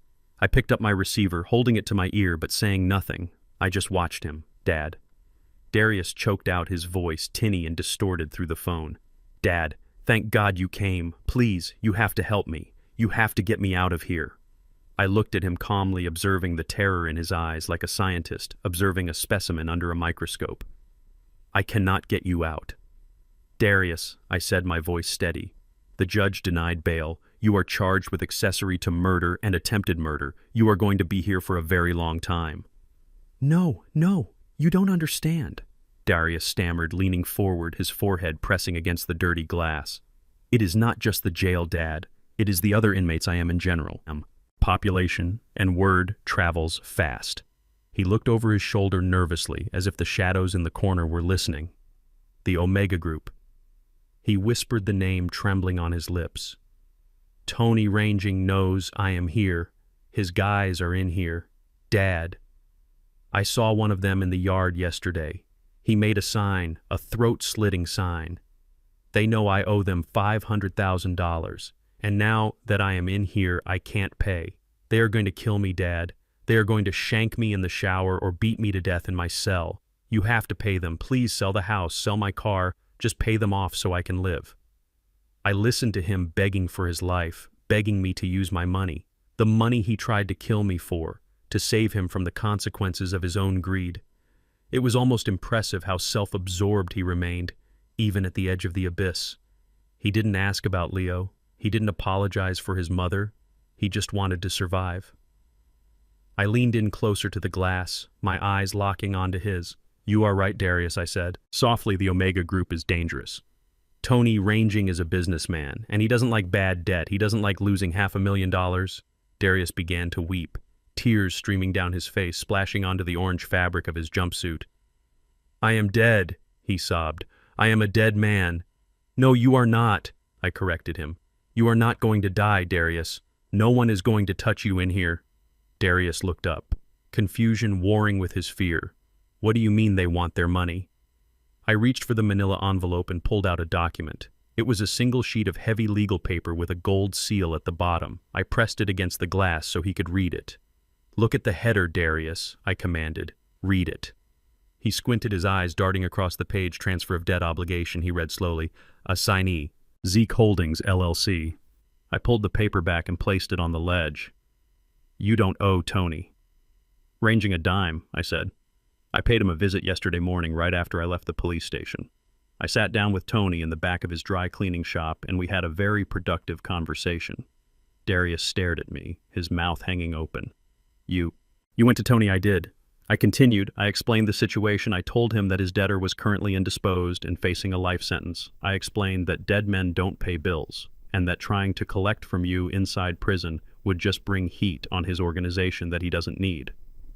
I paused, letting the information sink in. So I made him an offer. I bought your debt. Darius, I wrote a check from Zeke Holdings for $500,000 plus a 10% convenience fee to Tony. In exchange, he transferred the legal ownership of your loan to my company. He signed over the promissory note and he called off his dogs. Darius slumped against the glass, a look of pure relief washing over him. He let out a long, shuddering breath, closing his eyes. "Oh God, thank you, Dad," he whispered. "Thank you. You saved me. You paid it off. I knew you wouldn't let them kill me. I knew you still loved me." I watched him bask in his delusion, thinking that this was an act of paternal mercy, thinking that I was the safety net that would always catch him. I let him have that moment for exactly 5 seconds before I crushed it. "I didn't save you, Darius," I said, my voice dropping an octave, turning cold as the grave, "and I certainly didn't forgive you." Darius opened his eyes, the smile fading from his lips. "What I didn't pay the debt to set you free," I said, leaning forward until my breath fogged the glass. "I bought the debt, Darius. That means you don't owe the mafia anymore. You owe me." I tapped the glass with my finger right over his heart. "I am your creditor now. And unlike Tony Ranging, I don't break legs, I break lives." Darius pulled back, looking at me as if I had turned into a monster. But you are my dad," he stammered. "No," I said, cutting him off. "Your dad was the man you tried to poison. Your dad was the man whose signature you forged. Your dad died the moment you watched him foaming at the mouth and decided to wait 30 minutes. I stood up, pacing slowly in the small cubicle. "Here is how it works now," I said, looking down at him. "I own a legally binding debt of $500,000 against you, since you are incarcerated and cannot work to repay it. I have initiated a liquidation of your assets to recover my capital." Darius' eyes went wide. My assets, everything I listed, ticking them off on my fingers. "The Porsche Cayenne you leased in your name, I bought out the lease and sold it this morning. The proceeds go to the debt your collection of designer watches. The Rolex, the Breitling seized and currently being auctioned, your wardrobe, the Italian suits, the shoes, all of it. Seizure orders have been executed, but I need money for commissary," Darius cried. "I need money for phone calls, for soap, for food." "You have nothing," I said flatly. "Your bank accounts have been frozen and drained to pay legal fees and partial restitution to the estate. Every single penny you had or thought you had is gone." Darius looked around the room, panic setting in again. "But Dad..." "Zeke, please, you can't leave me with nothing in here without commissary money. I am a target anyway. You will have a roof over your head and 3 meals a day provided by the state. I said that is more than you were willing to give me. Remember? You wanted to put me in a pine box." I sat back down, looking him square in the eye. "And as for the house," I continued, "the house you tried to steal by forging the deed. I have filed a civil suit against you for fraud, adding another layer to your prison time, but more importantly, I am selling the house." "Selling it," Darius whispered. "But that is my home." "It was never your home," I snapped. "It was my house that I let a parasite live in. I am selling it, and I am taking the money along with Leo, and we are moving to Florida." The mention of his son made Darius flinch. "Leo," he asked, his voice trembling. Does he ask about me?" I laughed, a dry, humorless sound. "He asked if he could have pancakes," I said. "He asked if we could get a dog. He hasn't asked about you once." "Darius, not once. He knows who the hero of the story is, and he knows who the villain is." Darius put his head in his hands, sobbing again. But this time it was the hopeless sobbing of a man who realized there was no safety net left. "Why are you doing this?" he wept. "Why didn't you just let Tony kill me? It would have been faster." "Because death is too easy," I said, standing up and buttoning my jacket. "Death is an escape, Darius, and you don't get to escape. You get to sit in a cell for 25 years to life, thinking about every choice you made. You get to wake up every morning in a cage, knowing that the father you tried to kill owns the very shirt on your back." I picked up the manila envelope. "I will make sure a copy of this debt transfer is put in your file, so the guards know you are indigent, so they know no one is sending you money. Don't bother calling collect. I have blocked the number I turned to leave my hand on the heavy steel door handle, Dad." Darius screamed, slamming his hand against the glass. "Don't leave me, please. I am scared." I looked back at him one last time, seeing the reflection of a stranger in the glass. "You should be," I said simply. I walked out of the visiting room, leaving him screaming my name, leaving him to the cold mercy of the justice system. As I walked through the metal detectors and out into the bright, blinding sunlight of the parking lot, I took a deep breath of fresh air. I pulled my phone out and dialed Saul Weiss. "It is done, Saul," I said. "The debt is secured. Liquidate everything he owns down to the last pair of cufflinks. Put the proceeds into Leo's trust fund." "Understood, Zeke." Saul's voice came back, warm and reassuring. "How do you feel?" I looked back at the gray fortress of the jail, knowing my son was inside, knowing he would rot there until he was an old man. "I feel like the books are finally balanced." I said. I got into my car where Leo was waiting in the back seat, playing a game on his tablet. He looked up and smiled, a bright, unburdened smile. "Ready for ice cream, Grandpa?" he asked. I started the engine purring like a satisfied cat. "Yes, Spy," I said. "We have earned it." I drove away, not looking in the rearview mirror, not looking back at the past. The future was sitting in my back seat, and for the first time in a long time, the road ahead was clear. The Florida sun has a way of warming your bones that feels different from the cold, gray light of the Northeast. It feels like forgiveness, like a second chance granted by the universe. After a long, dark winter, I sat on the terrace of our new home, watching the palm trees sway in the gentle Atlantic breeze, holding a porcelain cup in my hands, the steam rising in delicate swirls, dancing in the afternoon light. Down on the driveway, the rhythmic thumping of a basketball against the pavement was the best sound I had ever heard. It was the heartbeat of my new life, a steady, strong rhythm that replaced the erratic, anxious ticking of the clock in that house of horrors back north. Leo was out there wearing an oversized jersey and high-top sneakers, dribbling with a dexterity that amazed me. He moved with the fluid grace of a child who had finally been allowed to put down a heavy weight. He wasn't looking over his shoulder anymore. He wasn't checking the shadows for monsters. He was just a 9-year-old boy trying to perfect his jump shot. I took a sip of my tea. It was Earl Grey, strong and hot with a slice of lemon and a teaspoon of honey. It was simple. It was honest. And most importantly, it was safe for a long time. I couldn't look at a teacup without remembering the metallic taste of poison, without remembering the betrayal that had almost stopped my heart. But time is a powerful healer, especially when it is aided by justice. Justice had been swift and it had been absolute. I closed my eyes for a moment, letting the sound of the basketball fade into the background as I remembered the final day in the courtroom 6 months ago. The judge had not been lenient. The evidence was overwhelming: the video of Courtney mixing the toxins, the audio of Darius conspiring to let me die, and the testimony of a brave little boy who pointed a finger at his own parents. The jury didn't need long to deliberate guilty on all counts. But it was the sentencing that truly closed the book. The district attorney had pushed for the maximum penalty, citing the aggravating circumstances of Ruth's murder 3 years prior. They had exhumed my wife's body. They had found the fractures consistent with the fall, and they had linked Courtney's timeline to the crime. Life without the possibility of parole for Courtney Washington for the murder of Ruth Washington and the attempted murder of Isaiah Washington. Life with a minimum of 30 years for Darius Washington for conspiracy, accessory to murder, and fraud. I remembered looking at them as the sentences were read. Courtney was screaming, cursing the judge, cursing me, claiming it was all a conspiracy until the bailiffs dragged her out, kicking and screaming, her vanity finally crushed under the weight of her sins. Darius had looked at me one last time. He didn't scream. He just mouthed the word goodbye. He looked small in his prison uniform, a man who had gambled his soul and lost everything. I didn't wave back. I didn't cry. I simply turned my back and walked out of the courtroom, holding Leo's hand, leaving the ghosts of my past to rot in the cages they had built for themselves. I opened my eyes, returning to the present.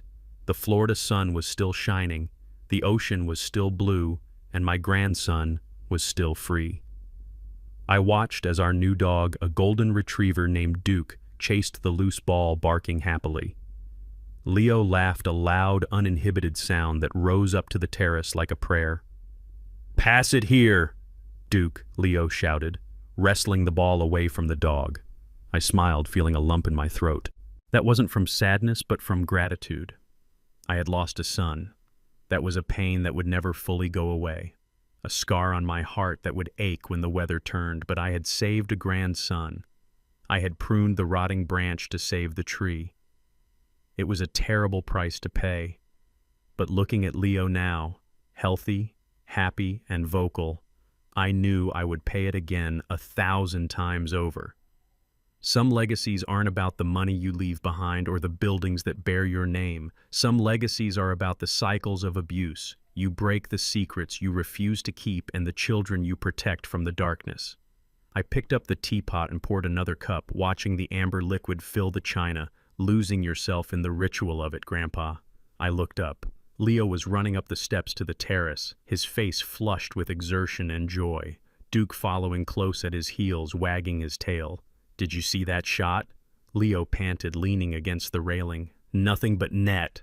"I saw it." "Spy," I said, smiling. "It was a perfect shot. You are getting tall. I think you are going to be taller than me." Leo grinned, grabbing a cookie from the plate on the table. He took a big bite, crumbs falling on his jersey. "Hey, Grandpa," he asked, looking at the cup in my hand. "Yeah, kiddo, is that the good tea?" I looked down at the cup, swirling the liquid gently. I thought about the tea. Courtney had made the tea that was meant to put me to sleep forever. I thought about the lies, the manipulation, the silence. Then I took a sip, letting the warmth spread through my chest. "It is the best tea in the world." "Leo," I said. Leo tilted his head. "Why is it the best?" I looked him in the eye, the boy who had found his voice and saved us both. "Because," I said, setting the cup down with a contented clink. "It doesn't have the taste of betrayal, it tastes like freedom." Leo smiled, understanding more than a 9-year-old should have to understand. "Cool," he said, grabbing the ball. "I am going to make another 3-pointer, watch me." I watched him run back down the driveway, Duke barking at his heels. I leaned back in my chair, closing my eyes and listening to the ocean. I was 73 years old. I was alone in a way I had never expected to be, but I was at peace. The war was over, the monsters were gone, and for the first time in a long time, the tea was just tea and life was good. Trust is the foundation of family, but blind trust is a recipe for disaster. We often ignore the red flags in those we love, believing blood is thicker than water. But greed recognizes no bloodline. My silence protected me, and my grandson's silence saved us both. True legacy isn't the money you leave behind. It's the values you instill and the courage to cut out the rot, even if it shares your last name. Protect your peace, verify your circle, and never underestimate the quiet ones. They are observing everything. If this story moved you, or if you've ever had to make a hard choice to protect your family, please hit that like button and subscribe to the channel. Let me know in the comments, have you ever dealt with a toxic family member, and how did you handle it? I read every single comment. Until next time, stay safe, stay observant, and cherish the ones who truly love you.